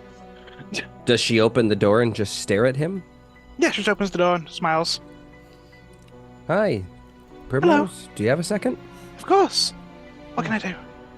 Can I come in? She steps back and gestures. Cal steps in. I can't imagine he's ever been in this room before, and I Yep. imagine he is instantly horrified might be too strong a word, but made very uncomfortable by the contents of the room. There are dresses and sewing machines and pictures of different people. Some of them you know, some of them you probably don't. People, like photos of celebrities, photos of Belladonna, Calvic gets Um, nauseous. photos of people that she's clearly just taken on the street. Okay. Cal does not sit down on whatever furniture may or may not be present, but turns as soon as the door is closed and says, "Okay, let's start with a weird statement. You want my bones, right?" No, I just think they're immaculate. You're in interesting shape. Mm-hmm. You don't want I don't them? think they'd fit me. We have a different structure. Different purpose. Okay. Do you think Belladonna wants my bones? Perhaps. If she asked, I would claim them. Well, that's kind of why I'm here. Oh? If you want to make sure that Belladonna gets my bones, then you probably need to be sure that no one else but you potentially kills me. Of course. Okay. I would prefer if maybe you and I were the last ones standing. I think that you and I are proper enough that we would prefer we'll call it a professional duel at the end, assuming the trial allows us. She picks if- up some scissors off her sewing desk and spins them around her fingers. Of course. But if that's going to happen, that means nobody else can kill me. Would you like a knife? No, I don't need a knife. I'm just Would saying. you like me to be your knife? She's Eventually, immediately maybe. closer. He doesn't step back, but he's not comfortable. But he says, listen, if you want to be sure that you're the one who gets my bones, then it is in both of our interests for us to keep each other alive until the end. You hear me? Because frankly, I can't stomach the thought of Algie or my bestie taking that spot. Oh, they will kill you Atlas- in a hesitation. I know. I'm aware, and I couldn't stomach if either of them took the place in this family. So I'm You're just not saying, like the others. you don't like the others? No, you're not like them. I mean, I don't like no, them, but I will give you that. You and I agree on this very specific point. she puts the scissors down, and for the first time, as it's just the two of you, Primrose drops a little bit. She's still smiling, but the shoulders being perfectly up and the fact that she's almost on her tiptoes drops down to her being flat-footed, and her shoulders rest by her side. So, you want to see if you can beat me at the end, after I kill all of the others, and we'll see who's the vampire, correct? Couldn't have said it better myself. I have a request for that then. Yes? Should I win? I'm aware Sindra would likely want to keep you, but I would like you for 3 days. You'll be you afterwards, don't worry. I wish to draw you. To dress you.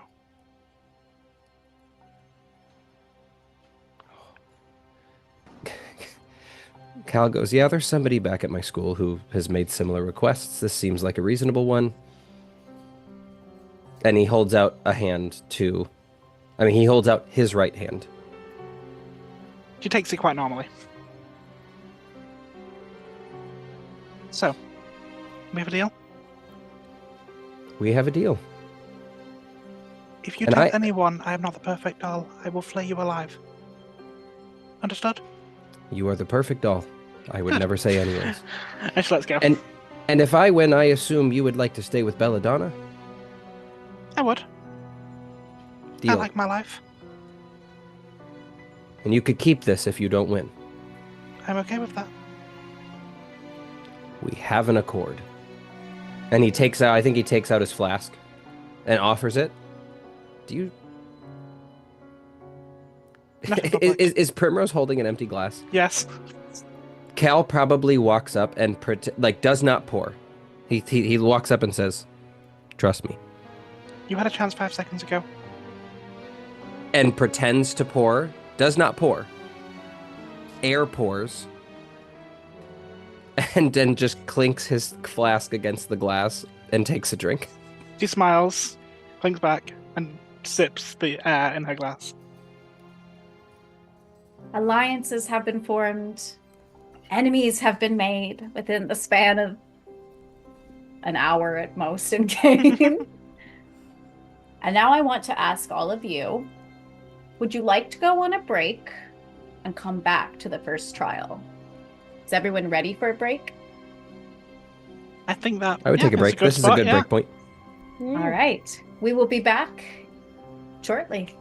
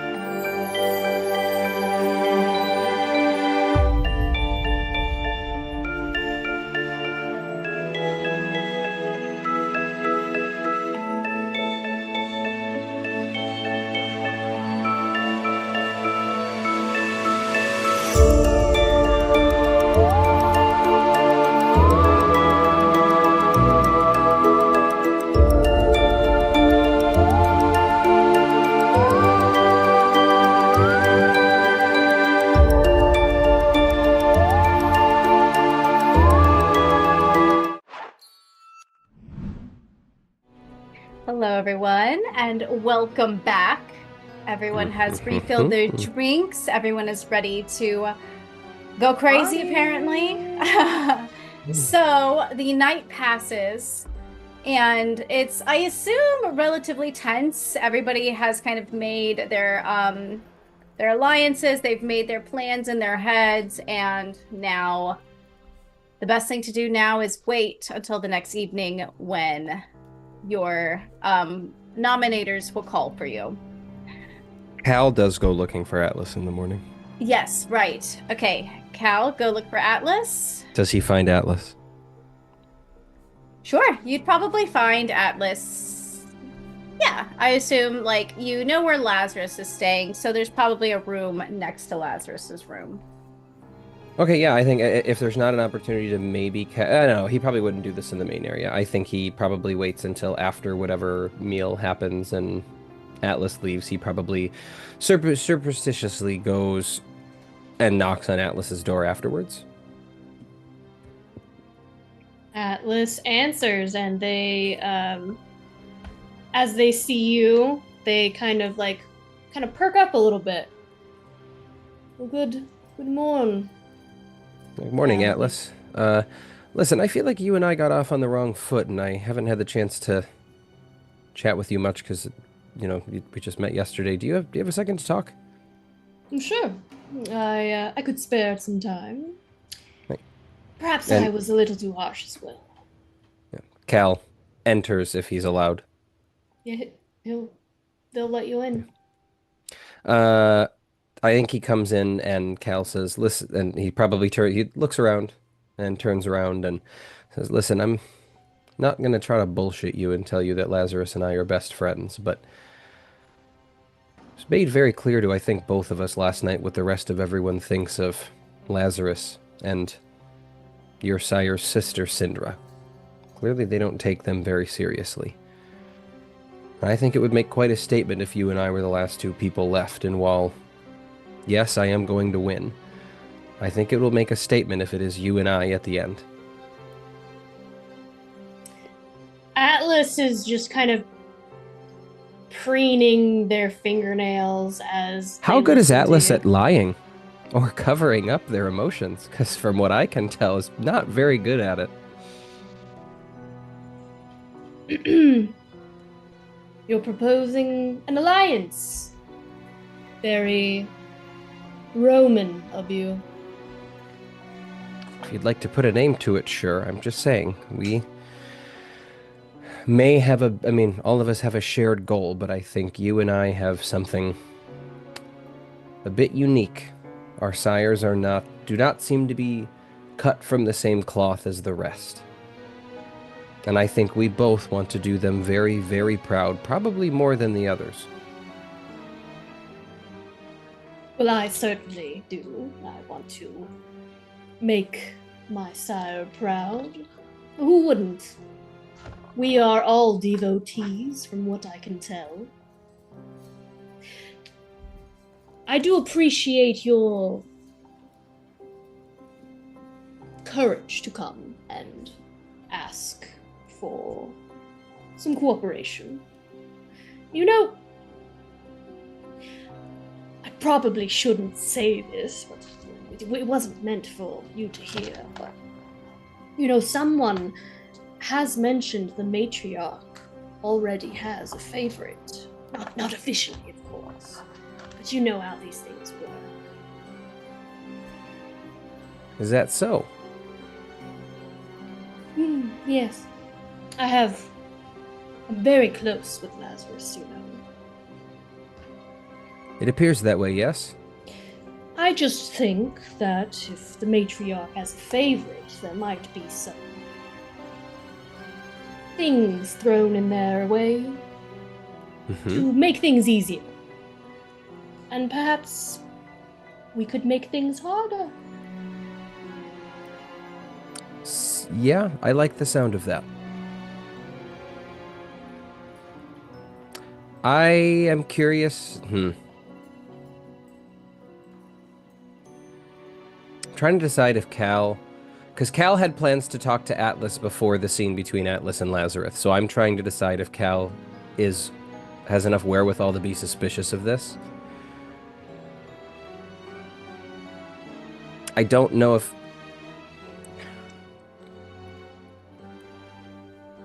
Does Cal get a sense that Atlas is currently telling the truth? This feels a little easy. He expected more pushback here. After the disrespect he showed Lazarus. Are you trying to... If you're trying to lie, Atlas, yeah. then roll a charm. I don't even know what my charm is. Let me look. Good lord.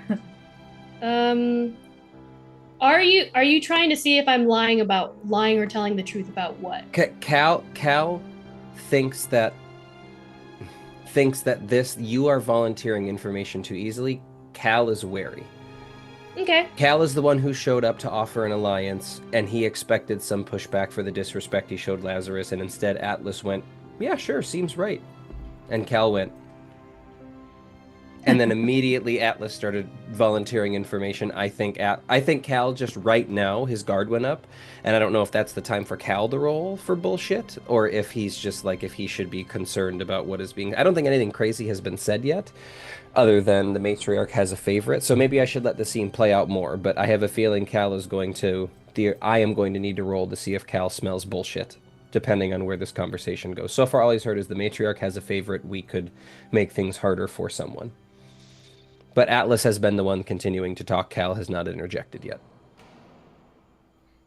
Okay. Do you want to wait longer? If Cal? Atlas is still talking, Cal will wait.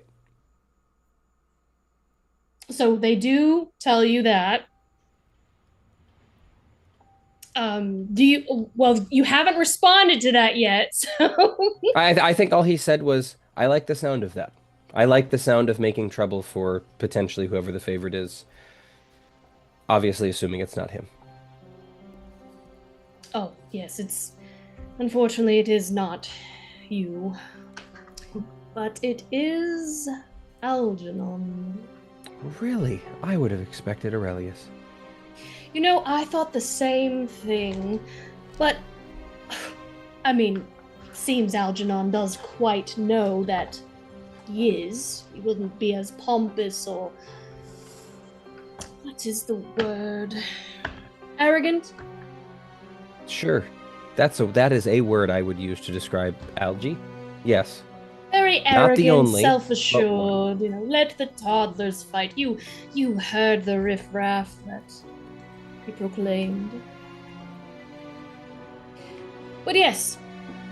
Hey, I'm all for making things hard for Algie. And apparently, from what you've said, he steals things. Is that true? Yeah, I don't know if he steals things, but he did. I did find him sniffing around my potions jars once. That was weird. Wonder why that is. I was just gonna go with he's weird as hell, but this is a competition, so I suppose there could have been some... It is a competition. Cal's eye twitches. Why would Algernon be sniffing through your things? Not very fair, is it? You all hear a bell ring throughout the halls. You have 30 seconds to say any last words. I will say Cal is smelling... Based on what I just said before, I think what I would like to propose is a roll to see. I don't think this is a Cal is going to discover theoretically what untruth has been told. Cal thinks he smells bullshit. I'd like to roll if Cal gets a pretty good sense of like, there was something about this that was very off. Like something is wrong about what he was told. Okay. Go or ahead not. And then roll... probably won't get any more info than that. Roll competing charm checks. Cool.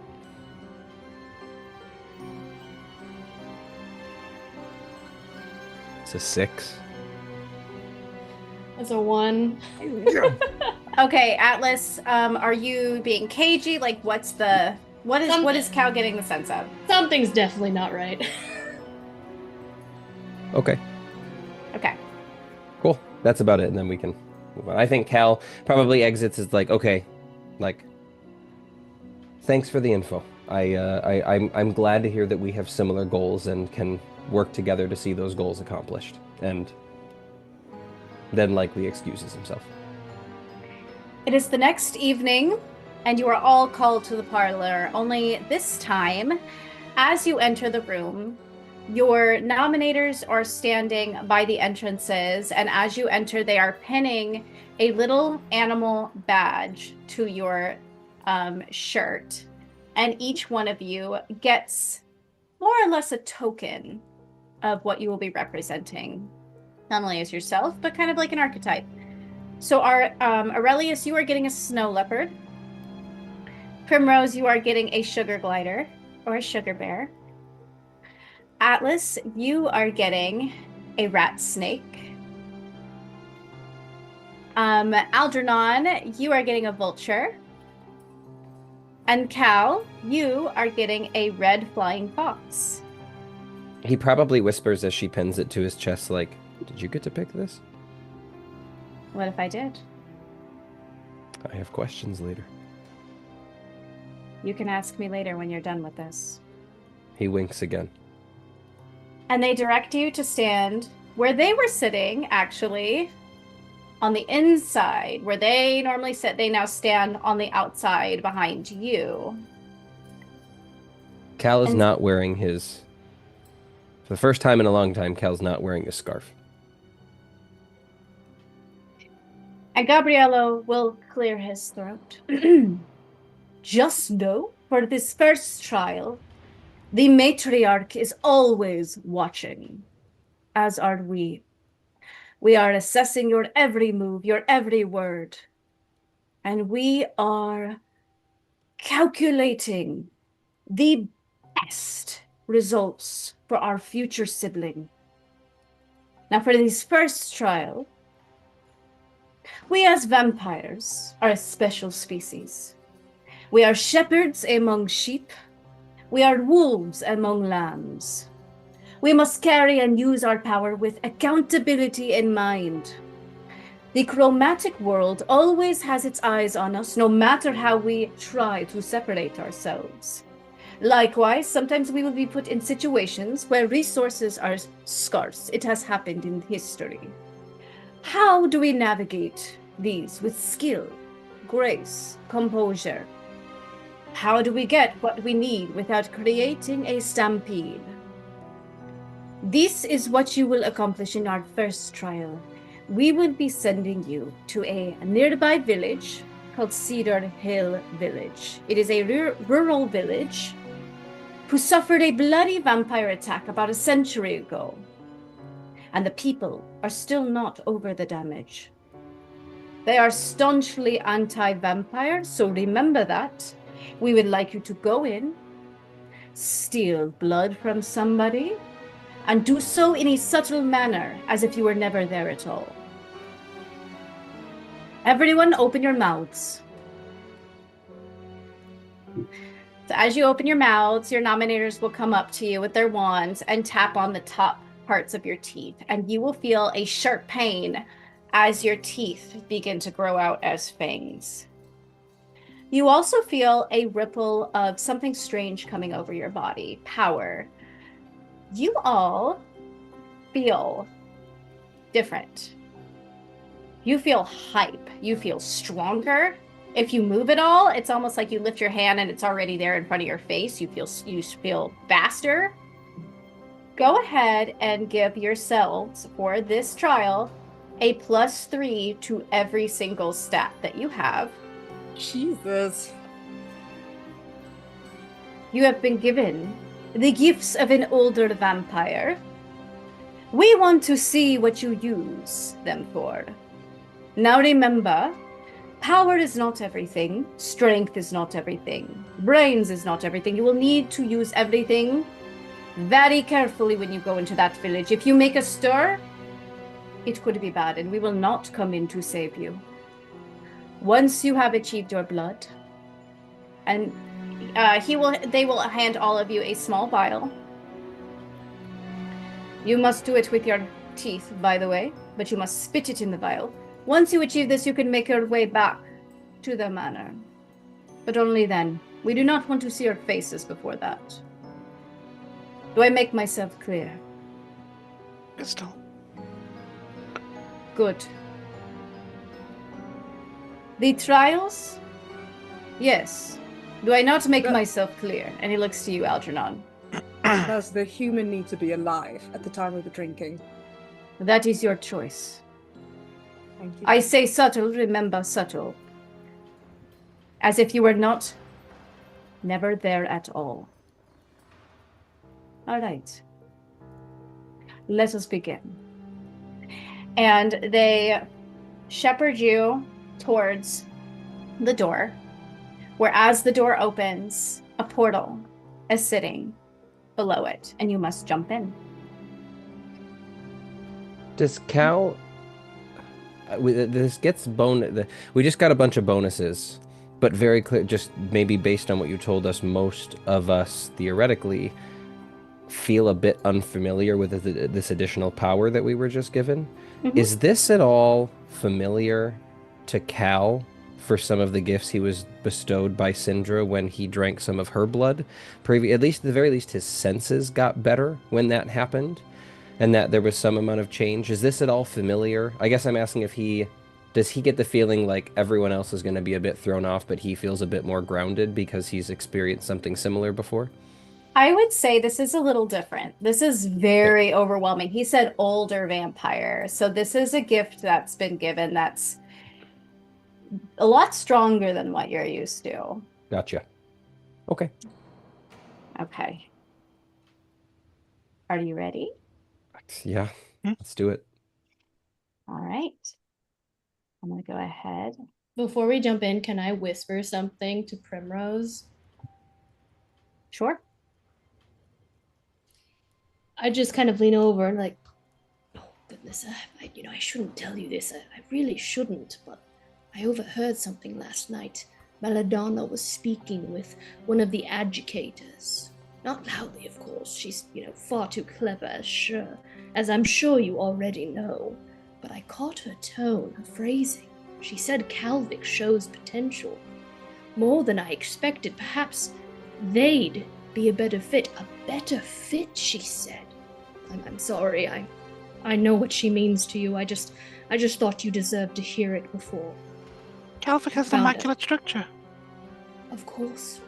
I just thought I you should was mistaken know. about one thing last night.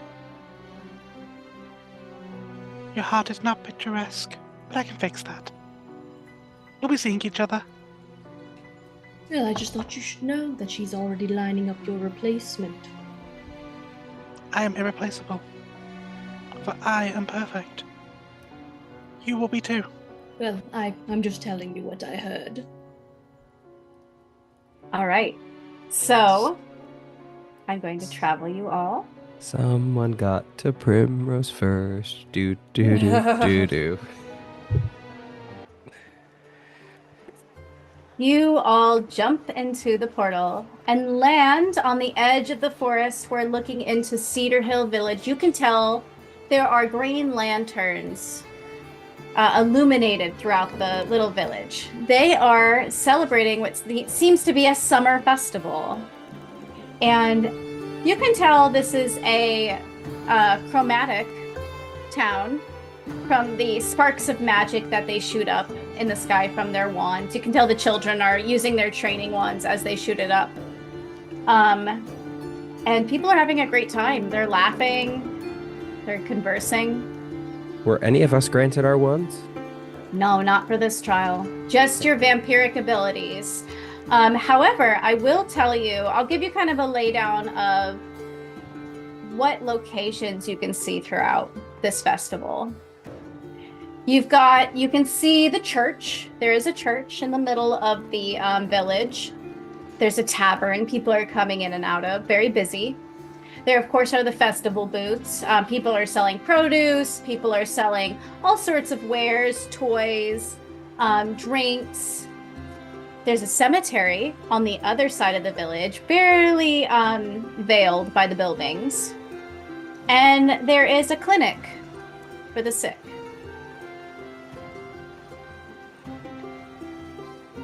Where would you all like to go? Would it be preferred for you all to roll like a flight or initiative so we can kind of go in order, or would you all like to? Okay, yeah. Yeah, can do I that. Okay. imagine that's probably best. All right, let's do that. Unfortunately. Then.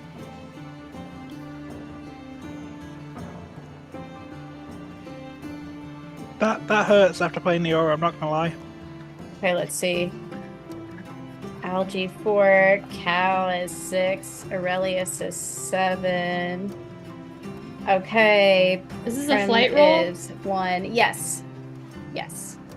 Okay. Plus 3 because of the bonus we just. Oh, yeah, In full. which case, 7. Damn it! Okay. Shouldn't have said anything. Yeah, I did not. Did you add yours already, Aurelius?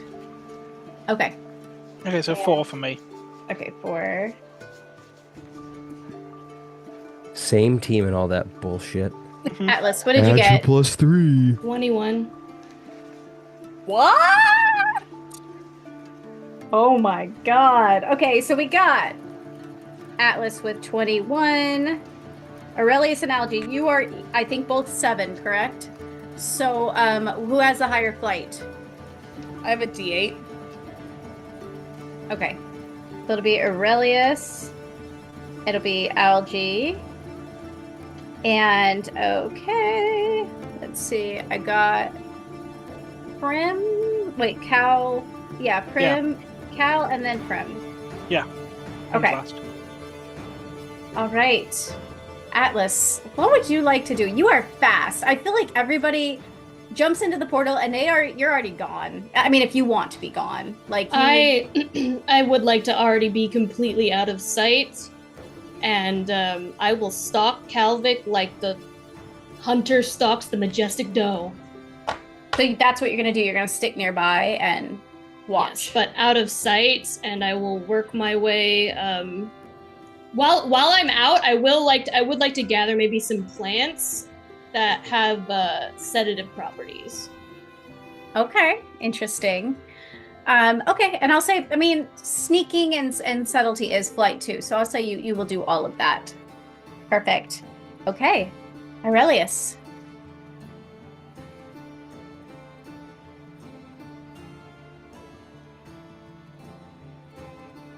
There is in the middle of the square.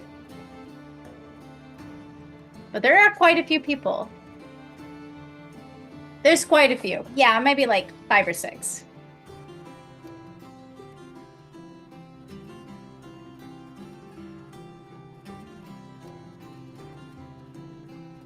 Okay. You see a pretty girl dancing with a younger man. Are you going to try and butt in?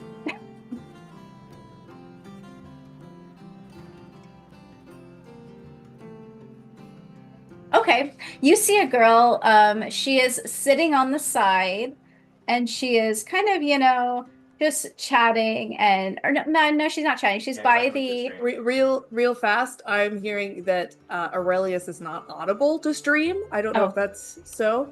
There we go. Fix that. Yes. Okay, beautiful.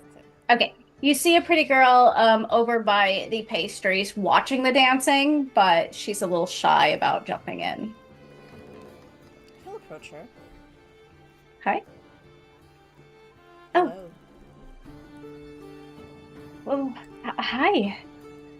I see you looking at the dancers. Do you wish to join them? I'm not a very good dancer. I'm just admiring. You look like you'd be a very good dancer. I never really danced much before, so I couldn't say. All you need is a good partner. And I can assure you I'm a good partner. She has a blush on her face, but go ahead and roll a charm anyway. TN, let's see, oh my gosh. TN 7. That's a 17. Okay. She will drop the little pie that she was eating in her hand on the floor, and she takes your hand and allows you to lead her onto the dance floor.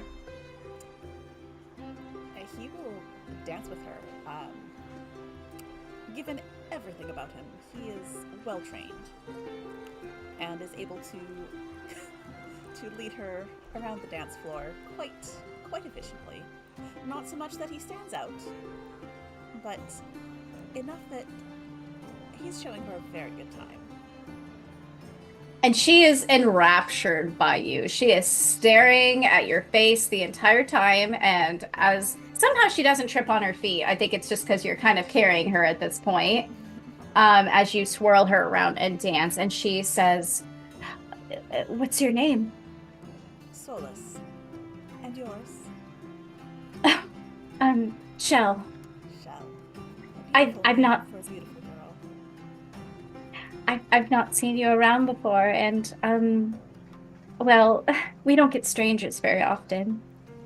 What a shame. It's wonderful that I happened by while you were having this festival. Where are you from? Well, here and there, I'm a bit of a traveler. And what made you want to come here to visit? You know, there was a fortune teller who spoke of a beautiful girl with, what color is her hair? Oh, she's black hair. With raven locks, who would beguile me and capture my heart. I thought, what better place than a place with a festival? Oh, well, I hope you find her. And he will reach up and gently run his fingers through her hair. I might have already found her. Oh my god! Go ahead and okay, no, that's fine. You good. Let's move on to the next person. That is what you are currently doing. Yeah, Wow. he doesn't have to do a goddamn charm check for that. Yeah, he succeeds. He already crit. He succeeded. It succeeded. I think she needs to do a grit check to see if she faints or not. Okay. All right. I believe that Algie is next. Yeah. I want to do a quick clarification that's along the same lines of the question that Algie actually asked before they went in. Does it matter if the blood is not coming directly from a human or not, or does it need to come from a body? Like, can it have gone through a blood bank or something else similar first, or does it need to be you got it from a person? You didn't ask that, so you wouldn't know. Great. Okay, well then I know what I'm going to do. So Algernon, before he got a little bit bored of the more academic life and kind of limited vision that they had, he was actually in medical school. And he did have a short-lived career as a neurosurgeon before he found out about the research of Dear Doctor. So he is familiar with a clinic setting. I would like to go to the hospital if I could, and on my way, I would like to try to find a broken bottle, or if I can't find a broken bottle, I'd like to break a bottle and stab myself very thoroughly before I get to the clinic, so that I'm just openly bleeding. Okay. Would you like to hide the fact that you're doing that, or you're just doing it? I'm not going to do it in the middle of the festival, but it's just as I'm going down the street. If I have to duck into an alleyway or something to do it, I just want to severely injure myself before I get to the clinic. There is a bottle in the alleyway by the tavern. If you want, you can break that. But go ahead and give me... To do stealthily? Okay. Yeah. Go ahead and give me a flight check of... It's pretty busy around, so 13. 13. All right. Fuck me. Ooh. That's going to be... Okay. Wait. No, I can't do it. I cannot do it. I got a 9. So I have the broken bottle. Do I do it and I'm noticed, or do I notice that I won't be able to do it subtly? You go into the tavern, or sorry, into the alleyway. You take the bottle and you try to kind of subtly shatter the bottle against the edge of a wall. But it does break loudly, and you hear a few gasps nearby, and just a few startled, "Whoa! What was that?" Oh fuck! Oh fuck! I'm sorry. Oh my god! Fuck! I'm sorry.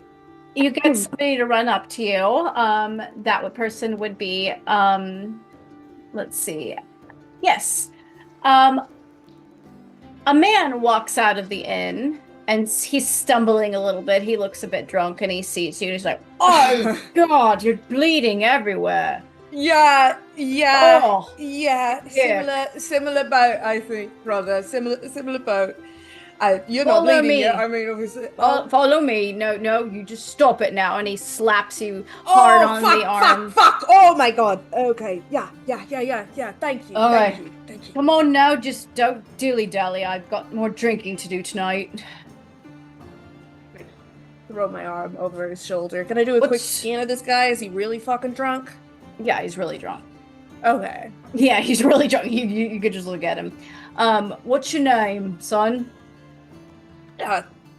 Teddy.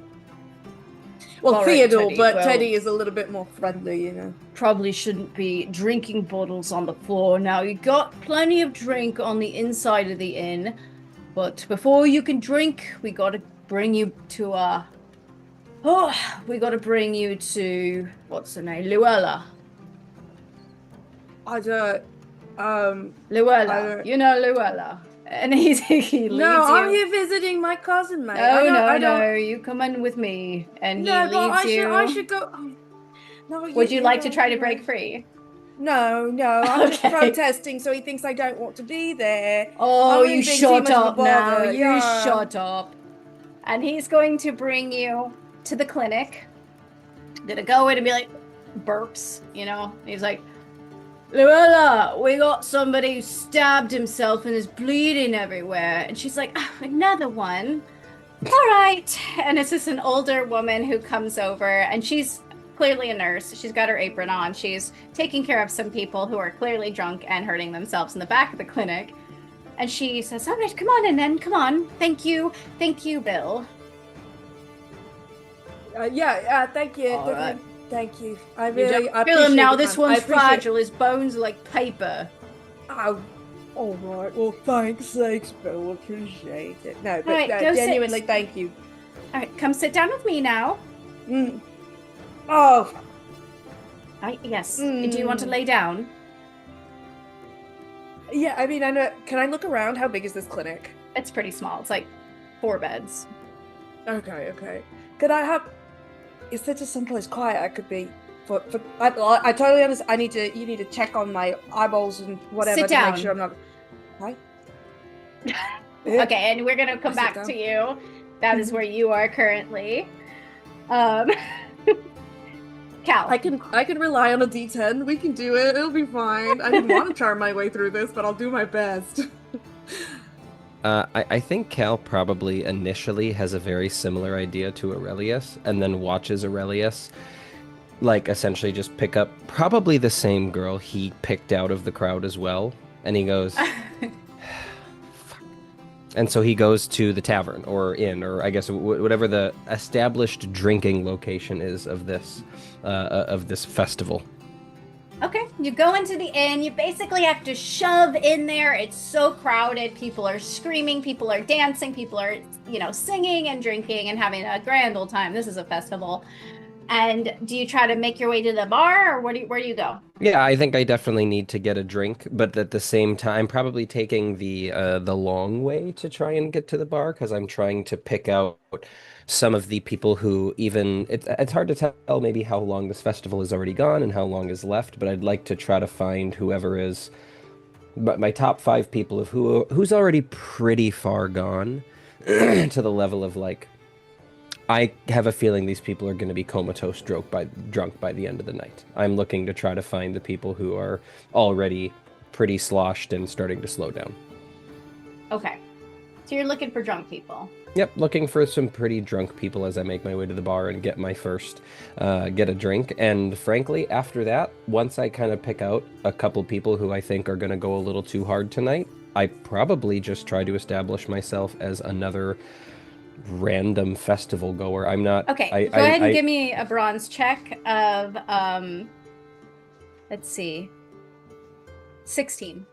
So you said brains or brawn? Brawn. Brawn. Got it. Of 16? Yes. Okie dokie. That ain't gonna do it. 5 plus 4 is 9. Okay, so for a little while, you're shoving through, but then you get kind of stuck, and you start to get kind of smashed in between people. Did you do plus 3? I did. That's plus everything. Okay. You kind of are getting stuck and getting smashed, but eventually you shove your way towards the bar and slam into it. You basically get slammed into it, and you hear, "Oh, a new face! Alice, hello! And a young woman with big red-headed curls comes over and she ruffles your hair and says, I'm Jenny. What's your name? Jenny, I'm Ben, and I basically just went on a full-blown quest to get here and get your loot, I guess. Please, your finest ale. You should have crowd surfed. You know what? I considered it, but I hurt my knee last week. That ain't gonna happen today. Maybe next time. You're just so handsome. And she grabs your chin and she's very touchy. And she says, Cal specifically does not smile with his teeth. Ooh, okay. And what do you have then? Oh, God. Well, I mean, normally I'm a beer guy, but what do you got? Oh, we've got beer and ale and beer and ale and beer and ale. Well, I mean, you have quite a bit. I'm going to go with ale number, and he looks at the back, 2. Okay. Whatever's in that barrel, I don't know.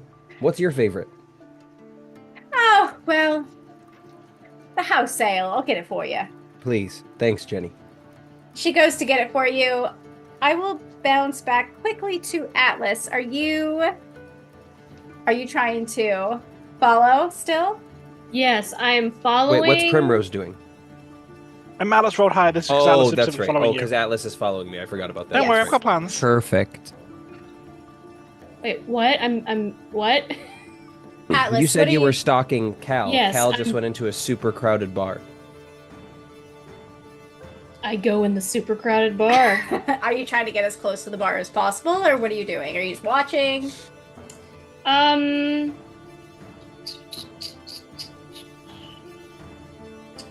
Are we allowed to walk into places? Yes. Okay. Like we don't have like the We're same... not actually vampires. We don't have to wait for an invitation. Exactly. Okay. Exactly. We've just got cute teeth now, that's all. Okay. Yeah, I will wait for Calvic to come out. Okay, so you're gonna And while hang out. I do need to get a beer though. Okay. Do you steal somebody else's beer, or do you try to fight your way to the bar? I wouldn't go all the way to the bar. There's so many people in here and there's so many drunk people. What I would try to do is I would try to take someone who just got a beer and I want to take 2. Okay, you can do that. I'll just have you do that. Okay, Thanks. great. I got it. Okay. Woo! All right. Prim, your turn. Prim is very aware that their aesthetic is the perfect Gothic Lolita. You So stand Prim- out physically. Yeah. So Prim is going to go to the graveyard. Okay. So as you walk to the graveyard, you did attract a few eyes. They were staring at you as you She walked. blows kisses to people, or a fair few different flirtatious glances and stares. Okay.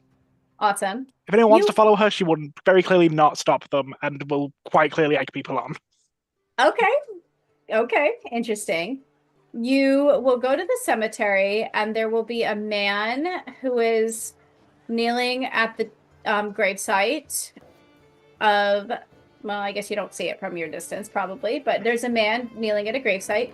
And then there is a woman who has gathered a pile of leaves and looks to be Mhm. sleeping under a tree. Did anyone follow Prim? Because that changes, depending on the answer, it changes what her plan is going next. Give me a brains check of 12. Brains of 12? Okay.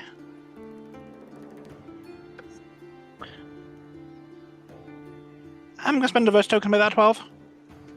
Okay. As you are walking, you notice small footsteps following you. And Mhm. you notice it is a little girl following you who is kind of staring up at you in awe as she follows you into this graveyard. And Prim will smile and kind of like go down to her level.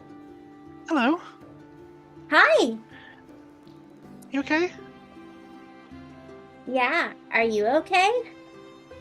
Yes, I'm okay. I'm going to see my aunt. I've not seen her in a long time. I Where don't know if are I'm here. you? Why do you have that thing on your cheek? And on your arm? And she goes to poke your arm. Prim will kneel down and allow the girl to touch the porcelain arm. anything on her face if she wants. And she and draws back. Why is it like that? When I was very, very young, I didn't listen to my parents and I didn't eat my vegetables and they just fell off. Really? Yep, Oh no. I was in an accident. I'm okay now, though. Well, you're very pretty. I like So your are you. dress. I like yours. Thanks. And she does like a twirl. Can I hang out with you tonight? Of course, I'm going to visit my aunt. Would you like to sit with me? Yes. And Prim will find a grave that very clearly looks like no one goes to it. One with no flowers, that's not been tended to. So that she doesn't. Someone that looks like they don't have family that live local. Yeah. Okay. Prim will sit and tell stories of her aunt. And she'll pull out a crumbled cookie and share it with you. Prim will happily share the cookie with this little girl. Okay. And we'll leave it there for right now, and I'm interested to see what happens in round 2 here. Okay. Oh, man. Okay. Atlas. I got my beer. You gotta do something. What are you doing? I got my beer, right? Yes, you've got your beers. I put my sedation herbs in one of them. Okay. And then I will go and I will sneakily try to find, while also watching for Cal. Well, real quick, give me a brains check to see at least if they are sedation herbs or like what exactly. You said I had them already. I know, but now I'm thinking about it. I'm like, would you know if that was a sedation herb? It's my brains is my second highest. Hold on. Okay, that's good. Give me a TN of 10. There.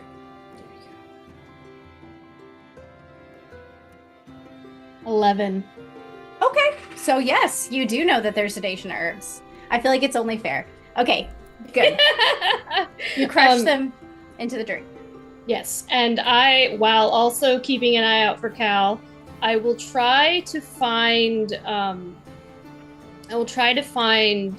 and listen for someone who's like, yeah, who's drunk and is like, can you go get me a drink? Okay. You're just trying to find somebody. I'm trying to find someone who asks someone to go get them a drink and leaves them behind. Yeah, I think you could definitely find somebody nearby who's doing that. Like it's like an older, maybe larger woman who's just like, go get me another drink, Paul. Paul. Okay, good. I got the name. And as Paul like shoves his way over to the very crowded bar, and I know it's gonna be a while until he gets back because it's so crowded.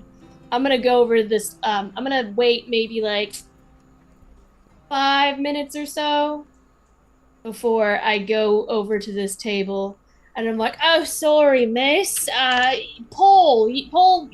He said that you wanted a drink. He Yes, sent me this way. Yes, he sent me this way. Okay. And I will hold out the beer with the sedation herbs in it. She'll take it. She'll look at it. Go ahead and give me a charm of. Not a flight. I'm being sneaky. But you're trying to convince this person that Paul sent you with a drink. And they're drunk. Yeah, they're drunk. So it's not going to be a high, but it will be about a 5 at least. Oh, shit. Okay, 8. Okay.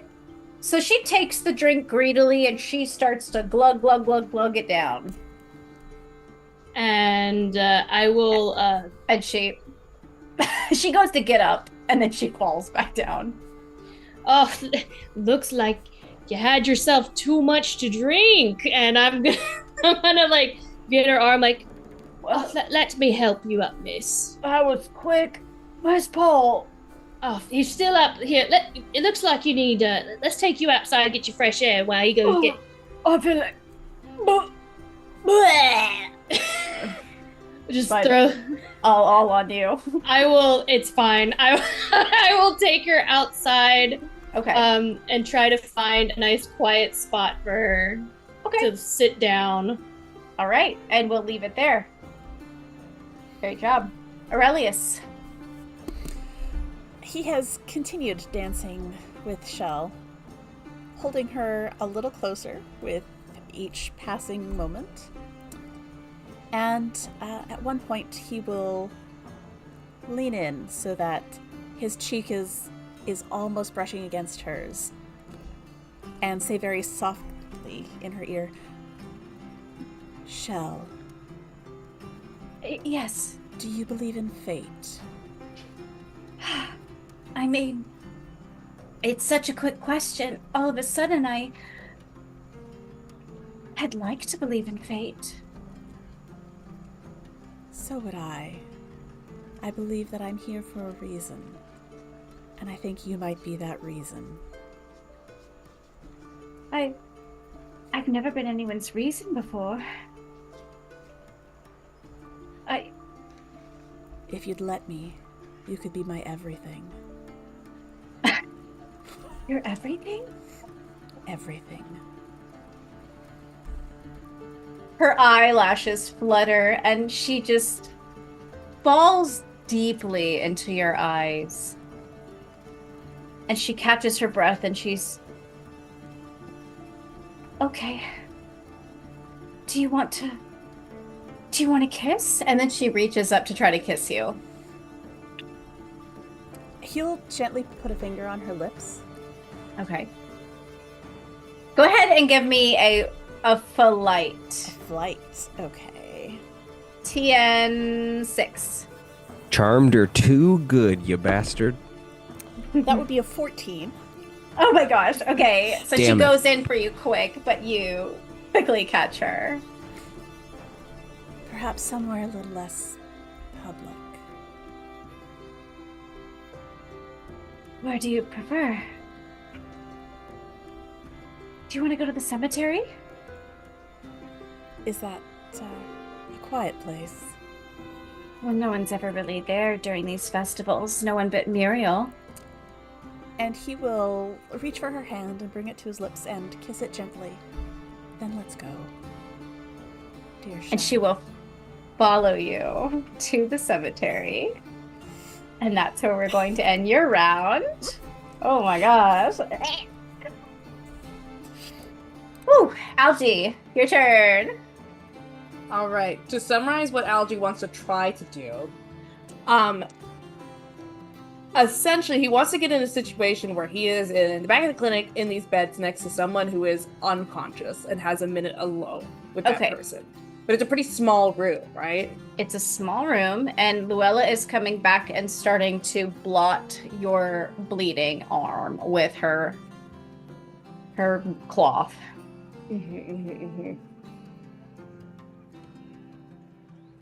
Oh, fuck.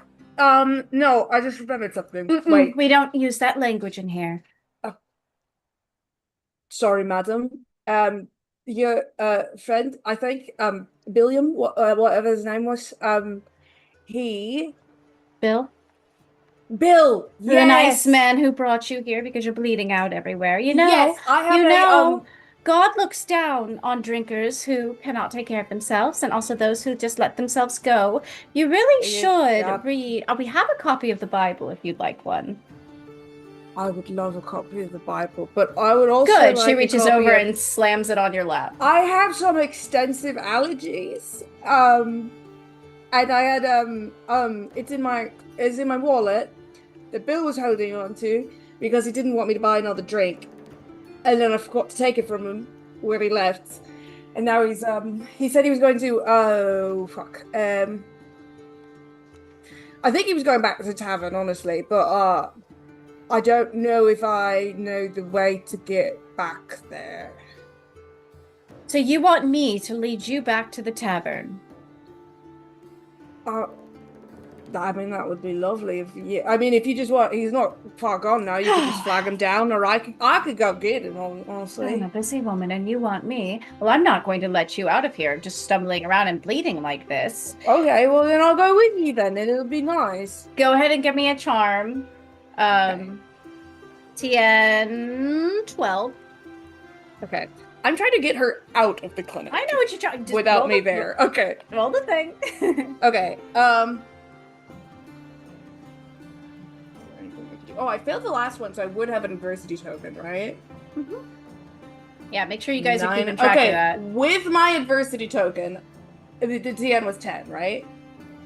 The TN was TN was 12. Well, then fuck, I don't do it then. I got 2 adversity tokens now then. Okay. So she looks to you, she shakes her head, and she's like, "You're not going anywhere. You sit down right now." Right, well, I just like, yeah. It's just like latex and penicillin, I think, and then I will go get your wallet. So, and she ushers over one of the other patients. "Please help bandage him." And she will walk out. That's right. So now you're in here with about 2 other patients. Are any of them unconscious, or are they all conscious? There's one who is like unconscious in the other bed, but one has come over to start bandaging your arm. Thank you. That's really sweet. How am I I've gonna been get rid there of this fucking before. guy? All right, shall we leave that for round 3? Yeah, I'm trying to think of how the fuck to get rid of this guy. All right, we'll give you some time. Cal. As Jenny comes back with his beer, he just kind of assumes it's an inn, so he asks, "Hey, do you guys have any extra rooms open tonight for those of us kind of just passing through? I imagine y'all are busy with people like me, but any extras?" It's a busy night, so I think we might have one. Okay, yeah, that would be great. Who do I? How do I put that under my name? Well, you'd talk to me, and you'd give me money. Well, I can. Does Cal have money? No. What's the rate? The 1 silver piece a night. Okay, I'll keep Inflated rates with the festival and all that. Hey, I'd be disappointed if you didn't. If it's looking like I need one, I'll try my luck a little later. I think I might be able to keep moving tonight, but I'll keep that in mind. 1 room open, all right?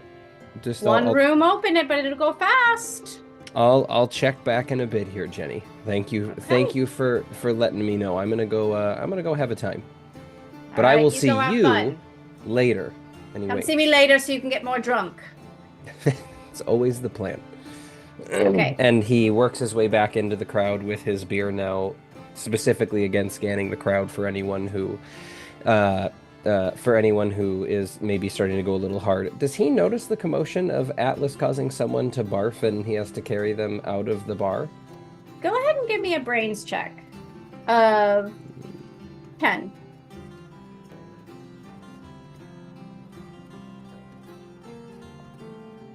Oop. Sorry, I exploded and then dropped my dice. I exploded. No, so that's 10 plus 1 plus 3 is 14 plus 1 is 15? 15. You do notice Atlas go outside. Okay. By this point, Atlas has left the bar with the barfing woman. Yeah. Gotcha. Okay. I'm just going to note that Atlas is no longer in the vicinity, not that I knew that he was in the vicinity in the first place, but is going to continue to try to do a loop again to try to find someone who's maybe already starting to slur at a table or has maybe even separated themselves off from the rest of the group who's maybe drinking angrily or sadly, not happily. Okay, you can As see... he's dancing his way through. Okay, you can see in coming back into the space is William, who is the very drunk man, plops himself in the corner table all by himself and continues to drink. Okay. I think eventually. Oh, by the way, I didn't have to pay for the beer, right? The room cost money, but somehow the beer didn't. The beer flowing for the festival. Yeah, the beer is flowing for the festival. Gotcha. Okay. Okay. I will keep him. Is there anybody else who seems to be drinking sadly or angrily, or is he kind of the one that stands out? He's the one that stands out to being the most alone. Okay. All right. I think Cal. And he's will a bit sit- grumpy.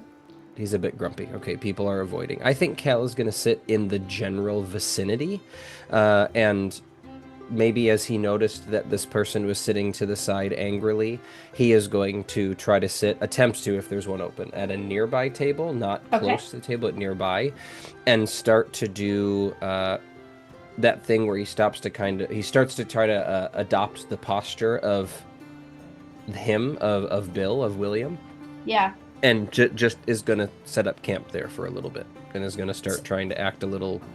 At the table adjacent, you said, right? Yeah, close to, not at the same Okay. table, but just close to. He's Okay. waiting to see if Bill's going to notice him versus the other way around. Okay. Cool. We're gonna move on to the next person. Primrose. Yeah. Primrose will continue to talk to the little girl for a little while. Stories of her aunt. Asking the little girl about, like, you know, what does she do? What kind of thing does she like? After a little while. So we really should be getting you back to your parents. I don't think they... You want to spend time with you during this festival, of course? Oh, it's fine. They won't care if I'm out. Why won't they care? Well, mostly because they're drinking at the tavern. I'm sorry to hear that. My parents really never spent much time with me either. I like the freedom, though. It lets me play the most. What games do you like to play? I like to play throw the stone at the birds. I like to skip around, play jump rope. I like to play finding the monster in the trees. The monster in the trees? Yes, there's Where? a monster who lives in our forest nearby. Did Tell you me know about that the monster's a vampire? The monster's a vampire. And if you venture too far in, they'll catch you. That's what they say. They'll eat you all up. That's why you can't go into the forest by yourself or too far in. You shouldn't go They'll into the steal forest. you don't away. How often do you go into the forest? Well, I mean, one time Connor and I did. Oh? Mm-hmm. And who is Connor? Connor's my friend. And also, I think we did see a vampire, but we screamed and we ran away, so they didn't catch us. We were too fast. Did you know where I'm from? I'm a vampire hunter. You are? She I leans am. forward. And the fingers extend a little bit, so like to see the strings between them as they flip back in. Have you killed a vampire before? Oh, a great many. How do you kill them? Well, how about we go to the woods and I show you? Okay. Go ahead and give me a charm. That was pretty What's- impressive. Give me a charm of 6. That's going to be a 6 on the dice for exploding.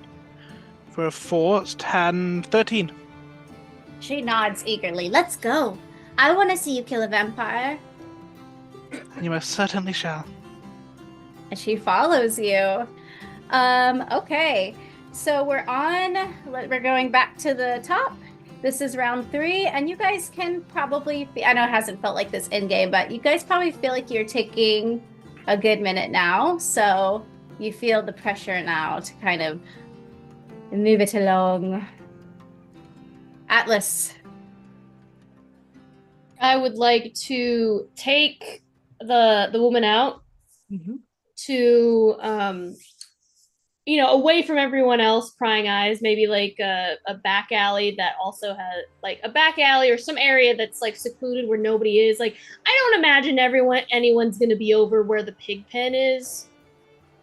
It does smell. It would mask the smell. Go ahead and give me a flight check real quick. A flight check? Oh, Yes. Dokie smoky.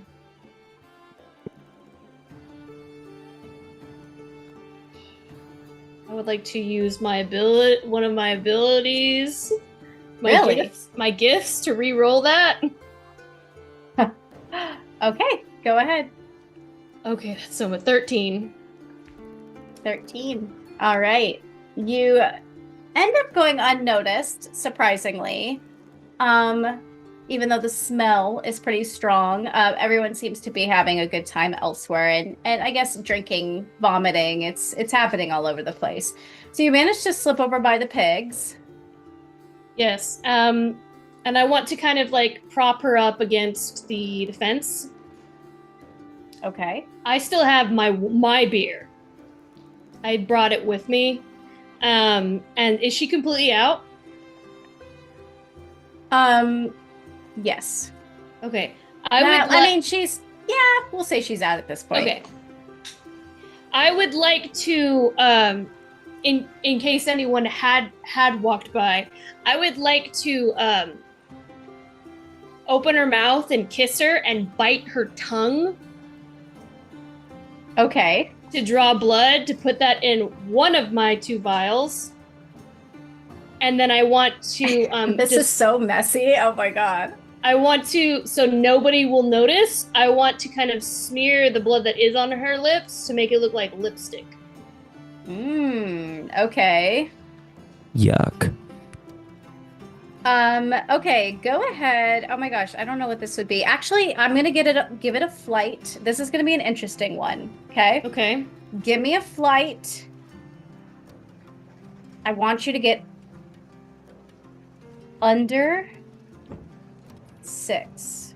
You want me to get under 6? I want you to get under 6. What does that mean I have to get under 6? You will know. Oh, Jesus Christ.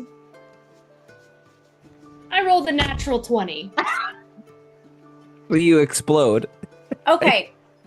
You and get do even get further away from you, 6? you do get the blood into the vial, but you have to hold the vial very close because you bite so hard that her mouth starts to gargle with blood and it starts to stream out. God damn it. And she starts to choke. What do you do? I snap her neck real quick. Oh my god! Did you have a blood splatter for Patty? Like, what the fuck am I supposed to do at that point, man? That's right, Atlas. Just fucking kill her. Atlas just freaks the Throw fuck her to the pigs. out. I bet they'll eat her She's before the end of the night. gargling, and he snaps her, or sorry, they snap her neck so quick, and she just gives this death rattle. And what do you do at this point? I just, I lean her out, like she fell over to the side. I take my tankard. I want to let you know and real fast that real life Lazarus over here just walked over to me and said,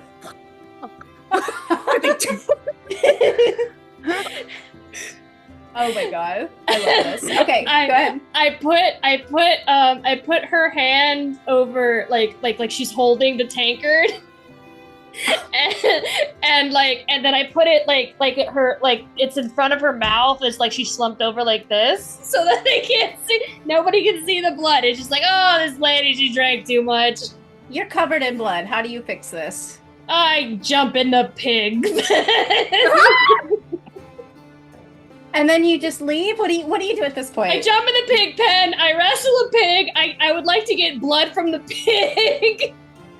You're gonna cut the pig. I need to get blood from the pig to put that in a vial as well. All right. So everyone's at the party, dun, dun, dun, and then they just hear off to the side. I don't I'm enough to just get some blood. I'm not trying to kill the pig. Okay, give me a flight check. Just to clarify for me real fast, how much blood are we? We only need to get 1 vial each, right? Or do we need to get 2 each? We need Okay, to so get whatever one. Atlas is doing is their problem. Yeah. Give me a flight check of 10. This is the last round essentially, so that's why I'm like giving you a bunch of rolls. give me a flight check of 10. 18. Jesus. Okay, you wrestle this pig super easily. And then you cover its mouth real quick. And then you give it a cut, get some blood, acid mud on. So I no now one have notices. I have a vial of the blood that I need, and I have a vial of pig blood. As soon as I get that, I'd like to roll in some leaves to get my camouflage going. And is there anything you'd like to do with that? This is the last move you have. Anything you'd like to do with that second vial? Are you trying to go find Cal? Or are you just I booking it? am trying to find Cal, so I want to try to get the pig vial and sneak and swap it out. Sneak? I want to try to sneak it with my mud camouflage at some point. And I want to try to swap out the pig vial with whatever Are you vial he walking has. up to the table where he's drinking with the sad Okay. old No, man and going, no, I am I'm- but a bush? If you're waiting for him to come out of the waiting tavern, for him to leave. we will revisit that. Yes. Okay. I'm in my Yeah, 'cause ghillie, that's like my after ghillie the suit. challenge. And this is My how ghillie badly these things can go. Oh my god. Okay. I'm not walking in, Deanna. I'm not an idiot. Okay. Excuse me, no one can see me. All right, Aurelius. Let's hear it from Aurelius, who is doing such a good job. Oh, you've cursed me now. Damn it. Aurelius will. They're delicate creatures. He is holding Shell's hand ever so gently and leads her to the cemetery. Is there anyone else around? There was a man earlier and a woman asleep, perhaps? Yeah, so the man is gone now, but the woman is still under the tree. And she's a pile of rags and leaves. So as far as you can tell, she's asleep. But you can also hear Shell's heart just slamming against her ribcage in your ears. Like she's feeling a lot of stuff right now. He will lead her to another tree far away from where this woman is. And he's gonna do the romance novel thing where he is holding her hand and then lifts it up and pins her against the tree. She gives a gasp and leans in and just leaves a trail of kisses down the side of her face and her neck, basically trying to get her to turn into a big puddle. Okay, go ahead and give me a charm. Okay. Let's see. That is a 6. A 6. Okay. So weird kisses. You start to kiss down her neck. Turns her off. But then she she puts her hand on her like this area, her collarbone, to try to block you a little bit. And she goes, "This is moving so soon. I believe in fate, but this is just, I'm a humble girl. But I also believe in Jesus. I'm a modest girl. Look, I have a purity ring. I can't. Luciella from the clinic told me that if I do this, I'm going to hell." And he'll pause, and he'll lean back in real close. I understand. And Muriel's right over there. What if she sees us? And he'll glance back over at the pile of rags and leaves. We can be quiet. Can we? Perhaps.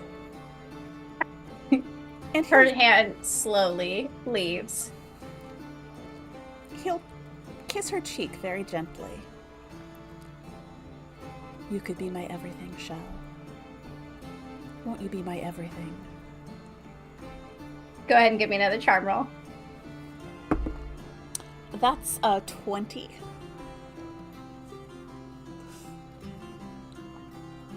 Yes. She comes. She comes right there. He will keep her hand above her head, and with his other hand he's gonna reach into his pocket and pop open the vial that he has there. The vial that Gabriello gave him. Mm-hmm. And as he's kissing her other cheek, he will try to subtly bring it up and drink the contents. Okay. Give me a flight check. TN 5. She's very distracted. That is exactly 5.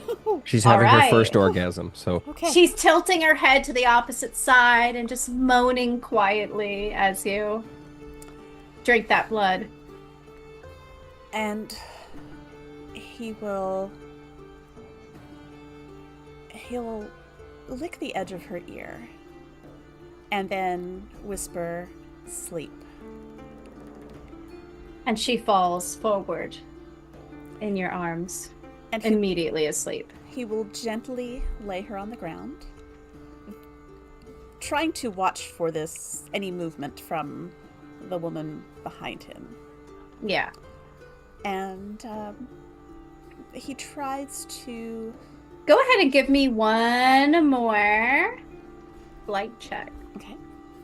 TN. Let me see. TN 8.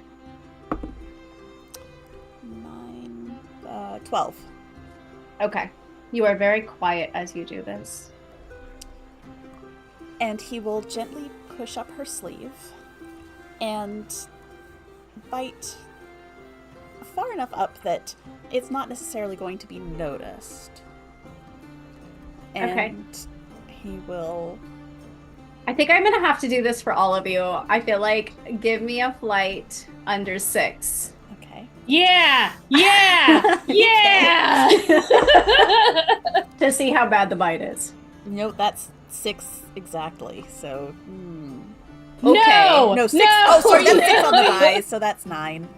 Oh, okay. I was like, can use adversity tokens to go backwards. No. You go to bite this arm, and her skin is very delicate.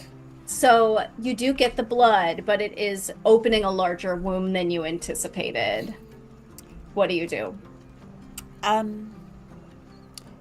Ooh. She's asleep, so. He will do his best to make it look like not a vampire bite. What do you do? He will... I think he'll drag his teeth sort of along her arm a little so that it looks more like a pair of scratches than Okay. a pair of punctures. Ooh, okay. And then tear a strip from the bottom of her dress and try Okay. to bind her arm. Okay, you can do that. All right, Aurelis, you have your blood. And he will linger just a little bit,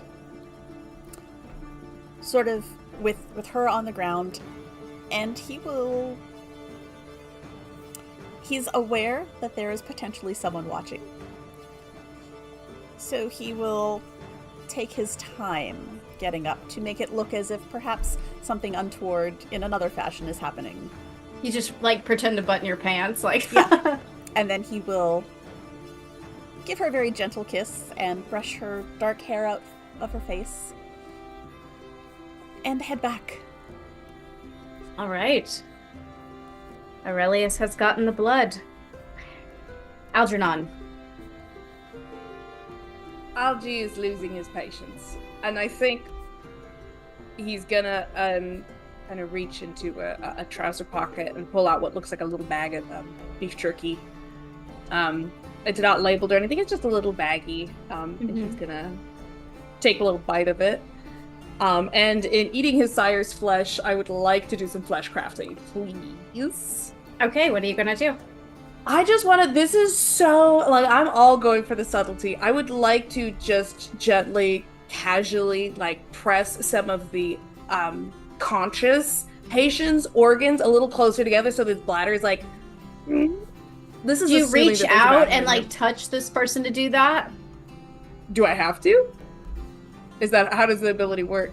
I only get 2 of them. Remember, Same this team. This person again. is binding a wound, so they're probably already real close together. And that Yeah, that maybe I just patient put might my be hand out, touching like, Algie "Oh." already. Yeah, you could do that. I would say do that. Yeah. Okay, I do that, and in such a way that it like I just cause like his organs to press a little bit harder against his bladder, so he has to pee right now immediately. Okay. He has to shit himself. It feels like immediate. Okay, and this person curls over a little, goes, oh God, I need the bathroom now, and gets up and zooms.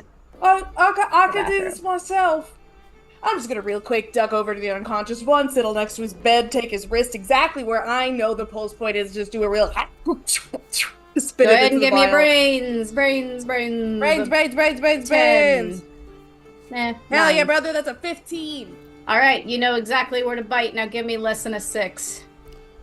It's flight, right? I don't actually think I'm particularly good at Flight, yeah. But you gave me like bonuses on it because you fucking hate me. Oh, actually, you know what? That was like an 18 with my plus whatever's. But okay. I got less than a 6. That was it. Yep, less than a 6. With a plus 3. Yep, with a plus 3. You guys are like, yeah, 10. plus 3. 10. 10. You go to bite this man's wrist, and you tear the flesh. The blood comes out. The flesh also tears. So I toss his arm back onto the bed. I stand up and I start screaming. you Like I wipe myself off. I take like an antiseptic wipe and I wipe myself off and I throw it into one of those. They have bins in hospitals where it's like all closed up, right? And I just toss it in there. So I don't have the blood on me anymore. I toss it out of the way. Okay. I'm gonna stand up and go, Oh my fucking god! Jesus Christ, what's happening to him? So you don't have the vial of blood at all. Is that I what you do. I said? spit it in there. Okay. I put the vial of blood in there. I'm not covered in blood.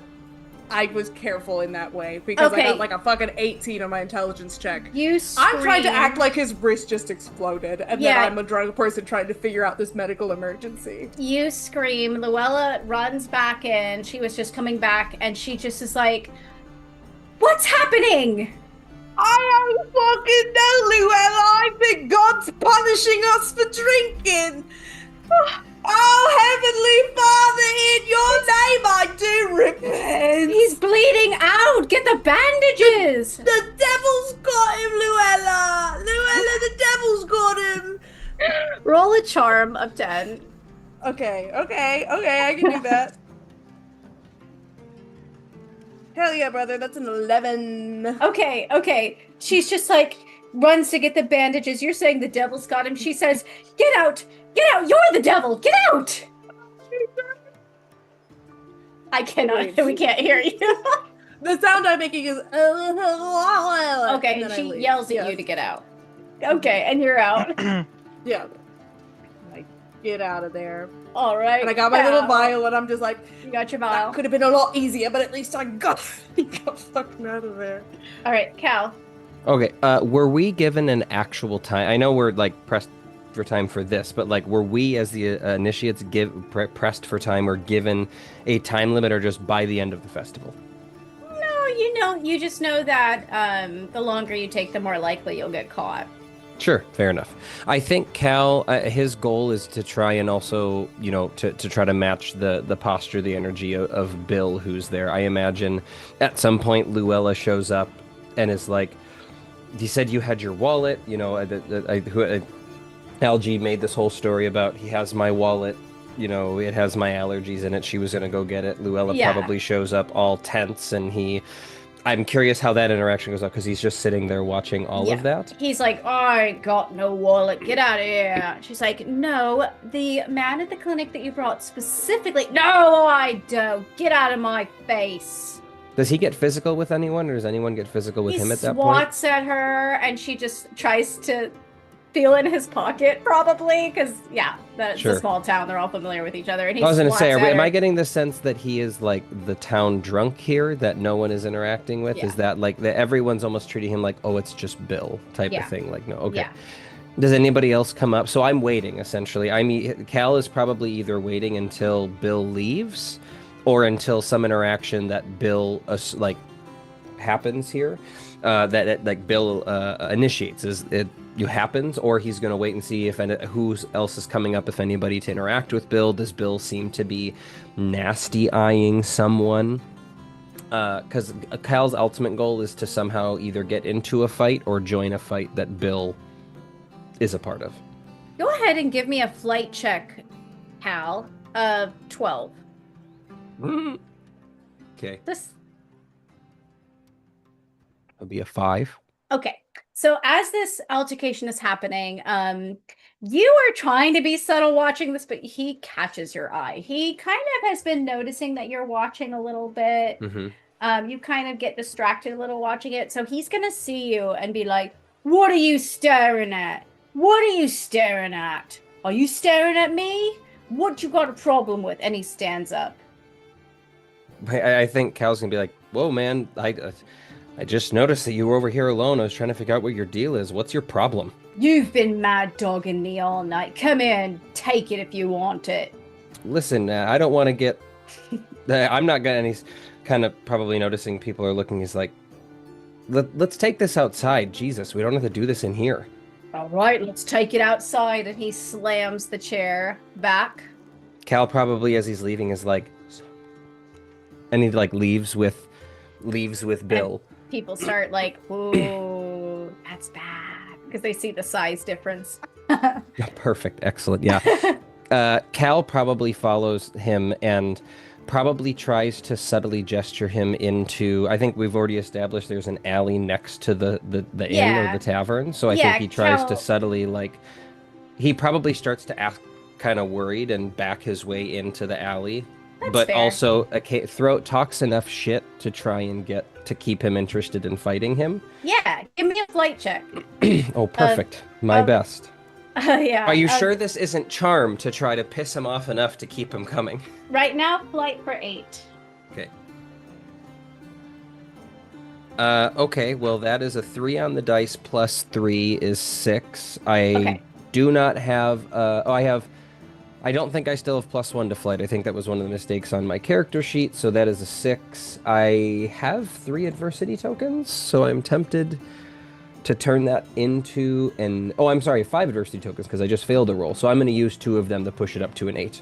Okay, you dodge out of his punching range. Well, he does try to go for you. So as soon as I get him far enough back in the alley, I actually want to make it as he tries to, and I think maybe if there's 1 or 2 people still in view is the best thing, because I actually, as he swings, I want to make it so he thinks he's grabbing me, but so he gets me in a chokehold.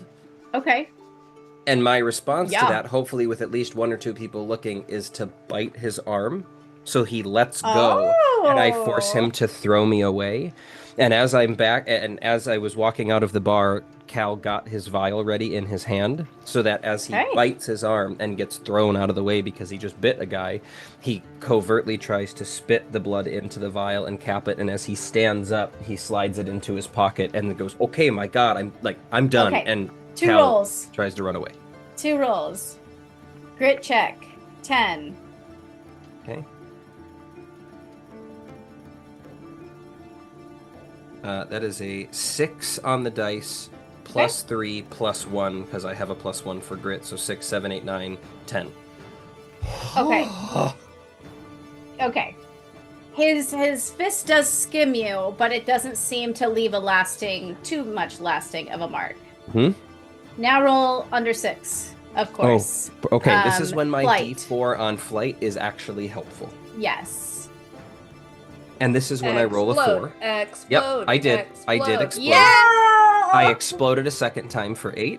Oh my I exploded a third time for 12. Literally none of us have succeeded on this, right? Has anyone been subtle That would it? be a flight with a D4 of 17. Oh, jeez. Okay, Cal. You go I'm going to to go ahead bite... and take adversity tokens for failing that roll. Okay, Oh please yeah, do. can I get an adversity token for failing that too? I am. Yeah. God damn. You went ahead and bit his fist, and was it his fist or his wrist? It was his wrist, his arm. And he just... Okay, I have a sound effect for this. He lets out a scream as blood starts to gush, fountain out of his arm. So it's not exactly subtle, but you do get that blood in the fountain, in the vial. And he's just like holding on to his arm and like, "What did you do to me? What did you do? You tried to beat the shit out of me. What are you talking about? You're crazy, animal. man. You're a fucking animal." You're And he tries to go for you one more time. Cal's running away. Cal's running away like, "You tried to beat you're crazy." And he is trying to run out of the One alley. more flight. One more flight. Okay, Give me... this is when I could use a 17 again. One more flight, TN. Let's go 8. Cool bean. Get a 1. Get a 1. Okay, I did explode again. So Okay. that's a 4. Okay. Plus 3 is 7. Plus 3 is 10. 10. Okay. Okay. Did manage to dodge. His dumbass dice. And he's just bleeding all over the alleyway. Oh my god, blood everywhere. I love it. Okay. Primrose. Yeah. Primrose at first goes in with the mentality of finding a cave that belongs to a wolf or a bear, murdering this girl, and leaving her corpse as if she went in the woods and was found by an animal. It's Primrose's intention as she goes in. But hearing about the parents that keep on ignoring her and spend all the time drinking,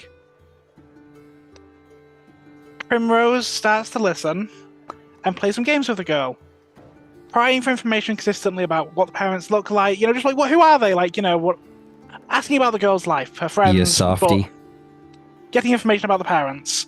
Yeah, she tells you everything. Yeah. My mommy's blonde. My papa, it has brown hair.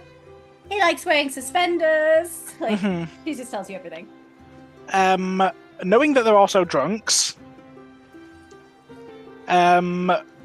Primrose is going to continue playing with the girl for a little while and then take her back so that when it starts to get dark out, warning her about all the telltale signs of where vampires could be, where very clearly there is like bears and wolves in that forest.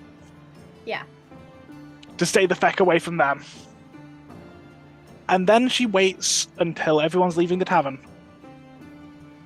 And she waits for those two to leave. And as they're heading home, when everyone's starting to funnel out, when it's just those two by themselves, Primrose is pretty damn strong. Go ahead and give me So- a flight check, though, to follow them without being noticed. She doesn't mind too much if she's noticed, but I will happily do that. Okay, give me one of 11. There's just Do it two of of 11? them. Yeah. That's a 4 exploding. Another explosion. D4's like me apparently tonight. These fours, 8, man. 9. Plus 3. 11. You follow 10, them. 11, 12. You follow them stealthily. So They're we'll follow them. stumbling. Mm-hmm. And then the second they are by themselves just enough that no one's looking at them. Yeah, they probably stop for a little while. They're Mm-hmm. laughing. They're talking.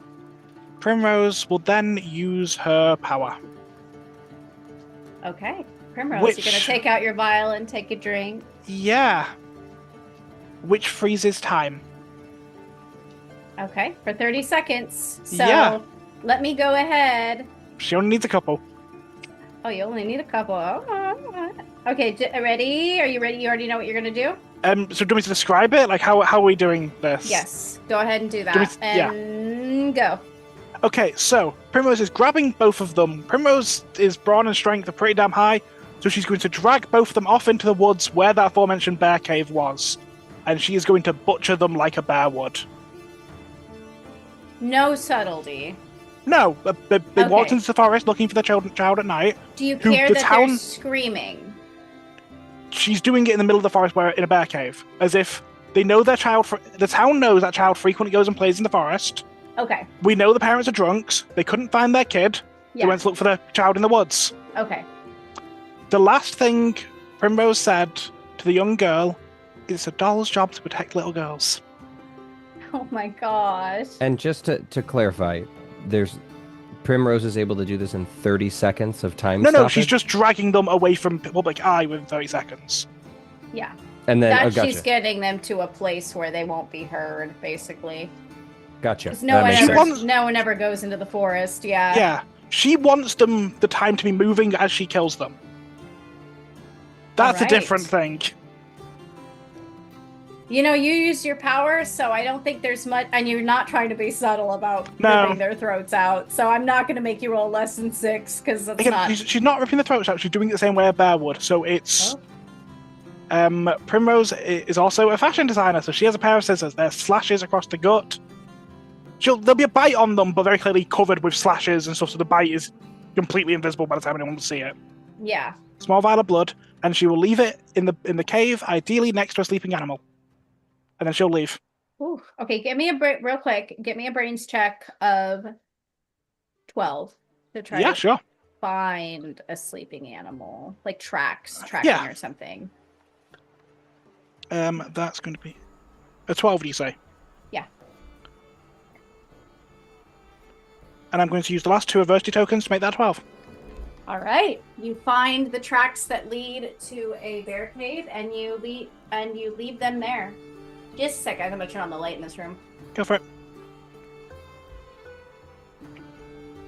Okay. Cool. All right. And you get your vial of blood. Mhm. The last thing we will be covering real quick is Atlas, because I believe Atlas wanted to do some trading and sabotage. Some trading, some sabotage. I said trading. Oh yeah, well, sabotage. Okay, so what are you gonna do? What's the intention here? I am Bush. Bush is me. Okay. I would like to use my stealth to wait for The Cal- stankiest ash bush that anyone has ever tried to bush. I would like to attempt to wait for Kalvik, and once I see him, I would like to try to... This will be a competitive roll between you and Cal. You will be Is it- rolling flight. Cal will be rolling brains to see if he notices. Can I ask you a question, Danny? Sure. What exactly does the descriptor of my blood status mean exactly? So a lot of these powers are very vague. So if you want to drink it, I you would can like to kind- drink it, yeah. Okay. So what All is it says is it ruins the focus of everyone around me. So I would like to drink it once I get close enough to Cal. okay? That actually. I mean, what do you think, Josh? I think that would kind of negate your brains at that point, right? Because I mean, yeah, I can't imagine. The way I hear that is just like I am going to. I imagine it would be like being really drunk for a second, or just like yeah, I don't know, waking up from a super deep sleep and not knowing what year it is. That's what that sounds like to me for 30 seconds. Okay. All right. Good sport. I will say go ahead and give me a flight anyway. I want to know. Just give me a flight anyway. Just try. See what happens. For 30 seconds. Yes, for 30 seconds.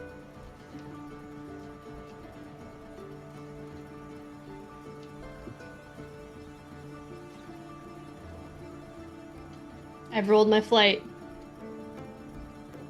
Okay. What is it? It's a 19. Okay.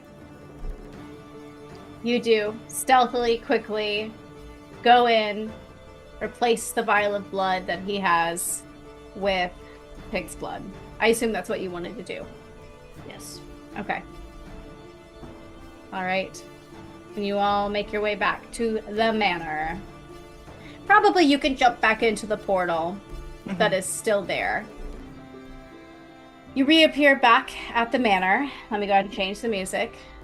You okay, Cal? Mm-hmm. Well, so I imagine Cal wakes up and has to understand, like, Yeah.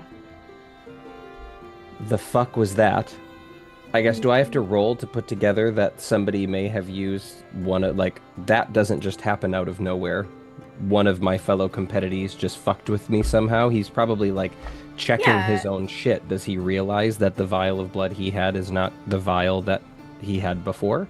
Go ahead and give me a brains. TN 15. That is not a 15. That is like a 6 or something like that. You wake up and you realize that you've been laying on the floor for who knows how long. I think it's fair to ascertain that you were fucked with in some shape or form with outside forces. It's probably from your teammates. Everyone's shady as fuck. You look down to your vial. It's in the same place that you left it, and it's this. You were all given the same kinds of vials. So I'm not sure you would pick. I that. don't understand what happened to me. I just Yeah, feel you violated, don't. is what You I feel- hear. you I was feel just violated. roofied, and Yeah. I don't know Little- what. It's a little smelly for some reason. Mm-hmm. Okay. Okay. Okay. Sounds like a plan. All right.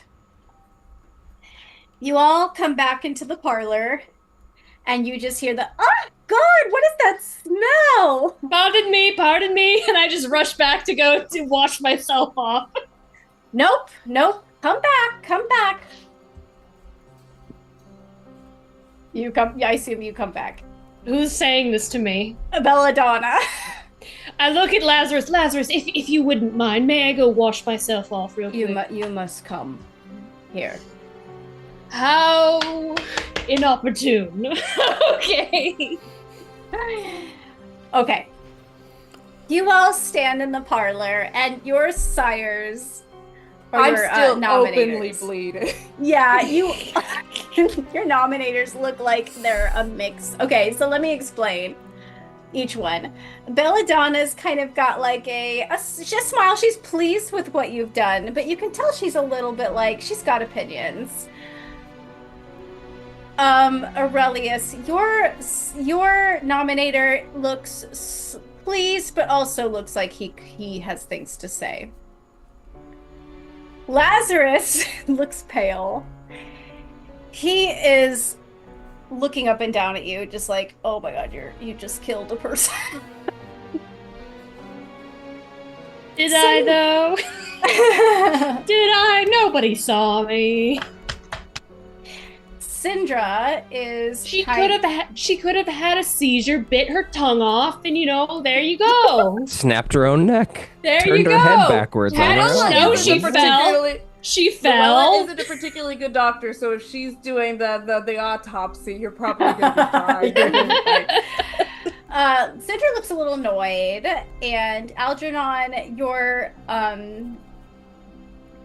nominator is looking kind of like stoic, but you can tell there's a little bit of a twitch in his eye. Right, love that for me. And do we just see them, or do we get the chance to talk to our nominators at all? Just curious. give me a moment. They're gonna say something real quick. Okay, So Gabriello steps forward and says, "Well, not exactly the definition of subtlety, but present your vials." I present my vial. I present my vial. Yeah, With a I courtesy. do the same. I look Little bit very of a bow. unsure, and I do glance. I mean, do I have to roll to see if I put together the smell I smelled as I woke up and the smell that is currently filling the entire house? As you open your vial, and Syndra takes a sniff. Her nose kind of curls a little bit, and everybody's heads turn. Oh, what kind of... Belladonna says this. What kind of blood is that? A drunk guy's? No. His is a drunk guy's. And she points to, oh my gosh, somebody had drunk blood. Who I was had a it? drunk guy. I had a drunk unconscious man at the hospital. Yes, So did- yes. Okay, yes. Their blood is drunk, which, by the way, is not the best quality. I will have you know. I don't think that was part of the qualifications, but I understand. Creative methods, but I will say, not top quality. All things are considered within this trial. This, however, and she looks down to Cal's vial. Syndra, would you drink this? And Syndra looks down at the vial and she clears her throat, takes a breath, and downs the vial. And everyone gasps scandalously as she drinks, as she drinks this pig blood. You don't know it's pig blood, but everybody else does. They can smell it. And Lazarus says, "Syndra, what are you doing?" "It is blood. And we did tell them that we have to be resourceful, right?" "Well, if that's the best you could get." I'm sorry. Am I missing something? Why was my person's blood any less valuable than any of the other contestants? Really? You seriously think pig blood is on the same level as human blood? Okay, Wow, listen. The guy isn't that very smart. the guy that I bit was probably just some old sop, but I wouldn't call him a pig. And then, let's see, Vincent looks to you, Cal, very seriously. "It was pig's blood that you brought to us. No, it was Animals' blood." not. Calvik just looks square at Atlas in the face, and then I mean, his understanding was like there was not any express rules that says we couldn't fuck with one another, but I think there's just now I don't think he has anything to do here, other than know that what was said is that everyone will be watching, and or that the matriarch will be watching everything. I think he also assumed they were watching everything, and so he would, but without much of a way to. Lazarus sees your eyes go over to Atlas, and he will clap and say, "Well, everybody brought their vial back." Can Atlas didn't be they?" searched? I'm pretty sure my vial of blood will be on Atlas right now. Well, that's not the point of the trial, is it? You're supposed to be presenting what you brought back with you. My vial of blood made it back to this room just fine, if Atlas has anything to say about it. Atlas, do you have a second vial of blood? Of course, yours. Yes, that is mine. Can that be vouched for? I put it back in my pocket. I think he says, "Can that be vouched for?" and looks at Syndra. Syndra sighs and... Atlas, did you steal Cal's vial? Syndra says this to me. Yes. I look at Lazarus.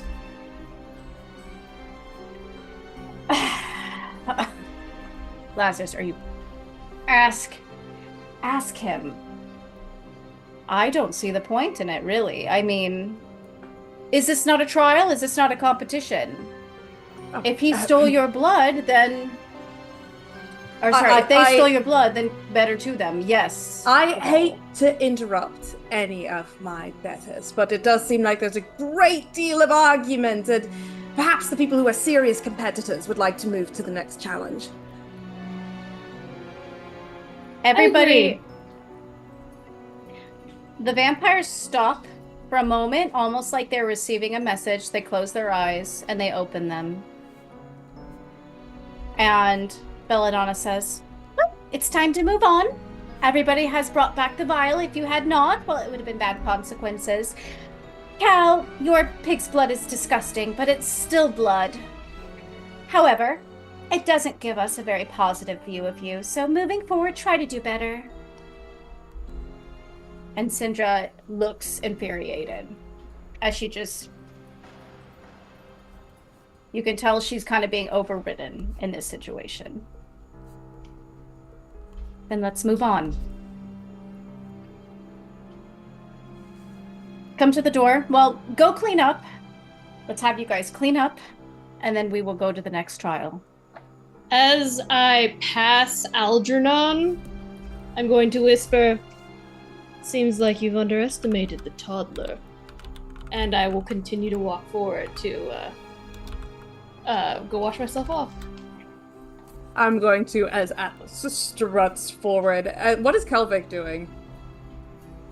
I don't think he has anything to clean off at the moment, so I think he's standing, waiting. I don't know. We haven't been gestured to go anywhere. They just said clean up and we'll go on to the next. So I think he's just standing, waiting, probably hands behind his back. Okay. I don't want to stick my nose anywhere that it doesn't belong, but good eye, I suppose. Pretty obvious on Atlas's part, but I cut it short mostly because I didn't see it going well for anyone.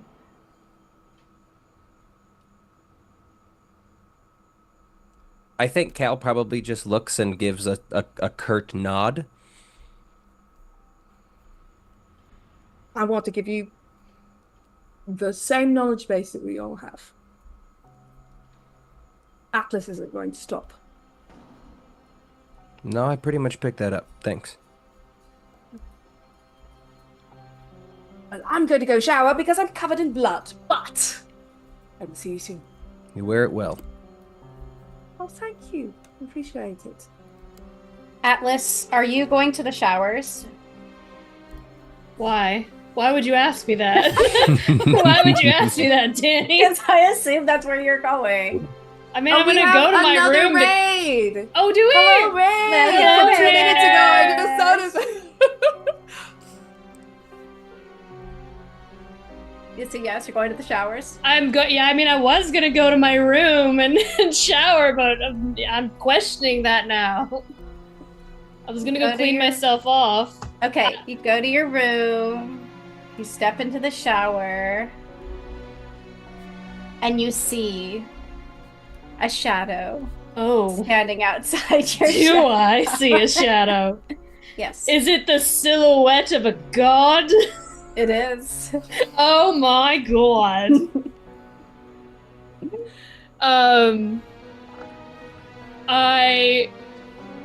Do I know who it is? Yes, you know I it's Lazarus. immediately get on my knees. In the shower. Heck yes, I do. And Lazarus will give you a small smile, graced to you, and he will say, "You did well." I appreciate the compliment, Lazarus. So many underestimate my demeanor. While I do pontificate quite large sums of vocabulary, I think it goes to my advantage, no? It does. I am starting to think that I chose well. Outside of that McDougan's. Yeah. I do the Jesus, Trying to you say that with ruined a straight it! face. You ruined I'm it! sorry. You ruined it, Danny! We were having a moment and you brought up the magical McDonald's we went to! Who would have thought? McDougan's and a Nessie Children's Mac meal would bring us together. Lazarus will take a bite of his thumb, and he will take the droplet and drop it onto the floor. And I will lick it off the floor as a good little Sorry, them. slurp it off the floor. You're in the shower, thank you. I will also give Lazarus Calvic's vial Perfect. as He a will gift, take it. as a token of my loyalty and what I have done this evening. He will take it and he'll slip it into his pocket. And he will leave. I Yeah. gracefully can moan in my agony. Gracefully do this? Okay. If that's even possible. Syndra will pull you aside, Cal. Mm-hmm. She can tell you're a little bit that you're peeved. Mm-hmm. The whole honor amongst the... Well, I guess I didn't expect fair play, but I think he was just... There wasn't much to do there. He just was knocked unconscious and got shit swapped, so he's just like, well, okay. I guess this is how this goes. And she is going to put her hands on your shoulders and she will say, "This is only the first trial. Don't let it get to you." One down, two to go, boss. One down, two to go, and trust no bitch. Message received.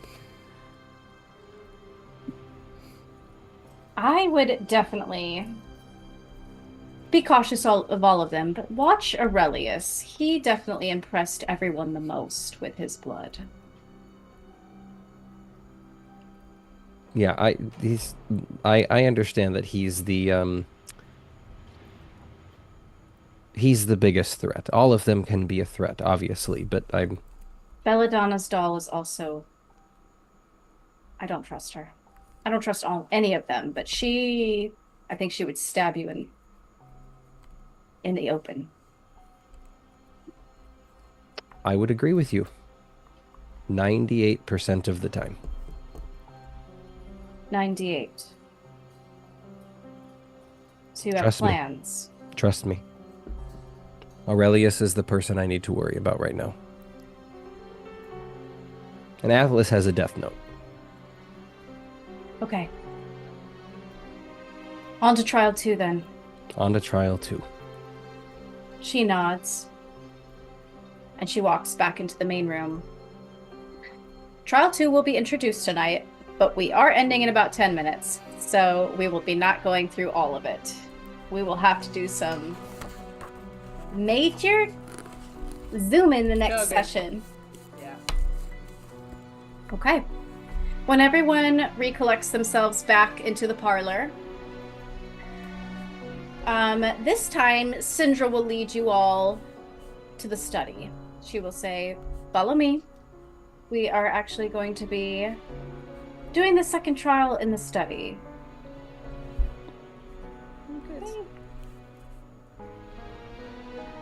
Probably a good sign for some of you, and maybe not so much for others. I make an exaggerated face at Atlas at that. Wait, what happened?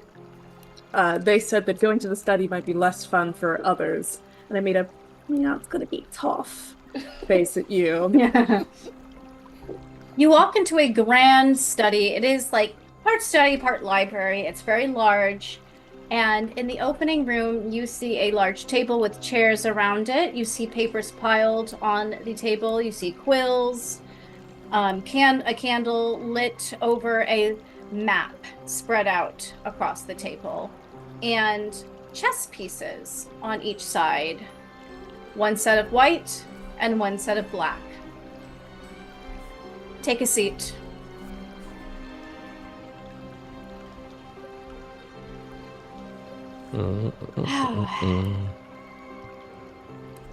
For this particular trial, strategy will be at the forefront. Were you going to say something? I was gonna say I hate chess, just in general. Don't worry, it's not chess. A century ago, the Moreaux clan and the Petrova clans became embroiled in a territorial conflict that escalated into a full-scale war. Unfortunately, in that particular time, we did not win.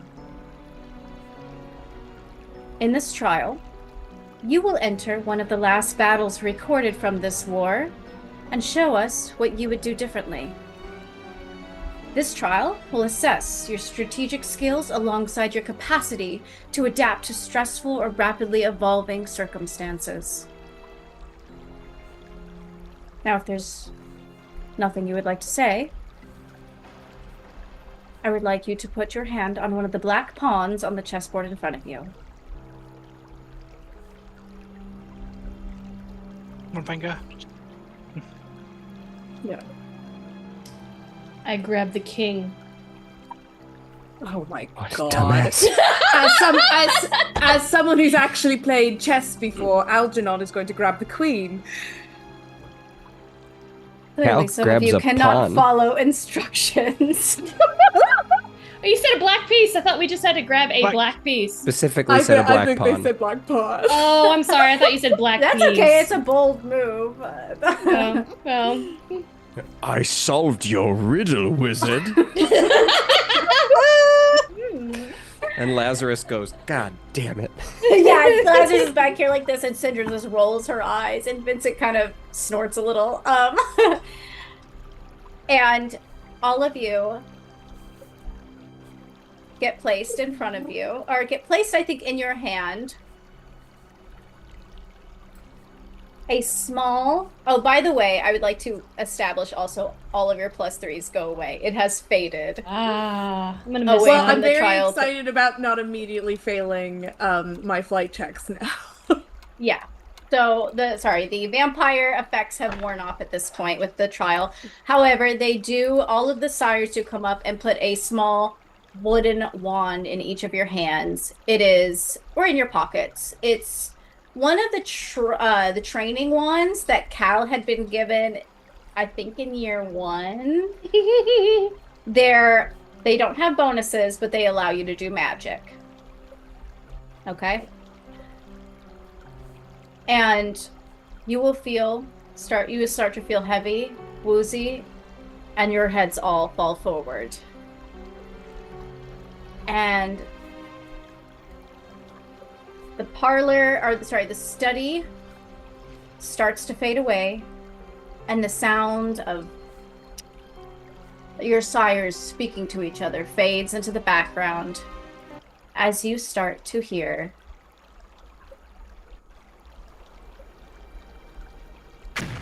an explosion in the distance. Hell yeah. And that's where we're going to end tonight. I'm sorry. I'm sorry, Josh. I'll have words for you later, Laura. I'm sorry. You guys did very well tonight. It was a lot of fun. Let's go ahead and do our announcements real quick. Oh yeah, we had a lot of raids. We did. Thank you to all of our followers and subscribers and raiders. Let's see who did that. Yes, we had Flock Obama gave us a resub. Welcome back. We had a raid from Singularity Roleplay. We had a follow from Panopticon GMing. A resub from our quad 412. We had a raid from RPG Rob Plays Games and a raid from Frosty Razorblade. Yay! Thank you everybody for supporting us. You're amazing.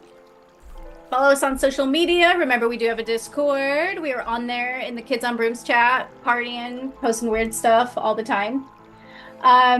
If you enjoy our show, please consider supporting us with a sub, or if you use that free Twitch Prime sub. You can catch up on all of our shows on YouTube. We do have the whole series of Kids on Brooms on YouTube. I think I don't know what episode we're at right now, but I want to say we're nearing 60. We have a lot of episodes. If you'd like to spend some time with some slightly more pleasant people who mostly aren't murderers, you can watch our regular characters. Yeah, I think only 2 or 3 of us have killed someone, maybe? I don't know. I mean, okay, the person deserved it in that case. Yeah, they did deserve it, and it was a really big moment, but Yeah. we both killed people, Deanna. As you can tell, we are an unpredictable bunch, and things are always happening.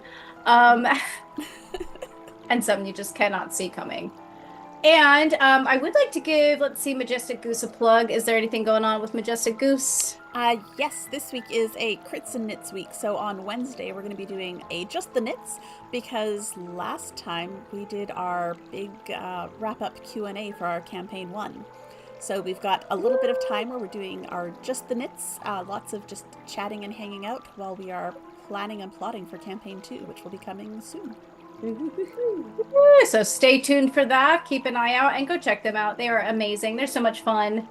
And Danny is with them, and Danny's amazing. So, all right. And that is it for tonight. We hope you join us for next Sunday, same time, same place in the Moreaux Manor.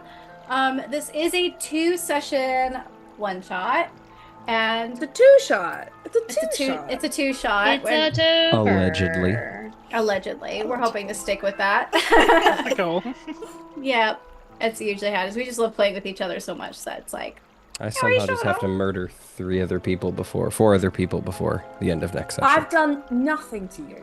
Nothing I agree, but remotely I still need to offensive. beat you. Okay, I don't have to murder you. I don't have to be dead. I only have to murder one of you. Listen, some of us are bloodthirsty. Is it me? And their name is Atlas. Is it me? I love Atlas. You can't And prove I'm gonna anything. make it look like an accident. You can't prove anything. Oh, you lost your vial. Oh, your head went Our away. Oh, Primrose. no. See, that's why I made the alliance with Aurelius, because I was like, I don't think we have to do anything. They are gonna kill each other. And Primrose over here is just out here saving kids, making orphans, saving kids. She really wanted to kill the child. Mhm. Did she though? Yes. We've all been there. I love her ending line. It was so cute. I really like her. But a doll's job is to Did- protect the child. I think also, Aurelius and Algernon didn't kill anybody, right? Or did No. your girl end up dead? No. Oh okay. no, she's Okay, so she's 3 of pretty us didn't even kill somebody. And I put her to sleep, so she's just gonna wake up and have this dream of a wonderful band that she met. Wait, you Yeah, said 3? probably. You don't know what happened to Cal's victim. It was pretty bad. Primrose didn't kill anyone. He's A gonna bear be killed them. fine. I think you'll find they wandered into He's the woods gonna at be night and were killed by a bear. fine. He's gonna be Very fine. sad. Primrose killed enough people for everybody.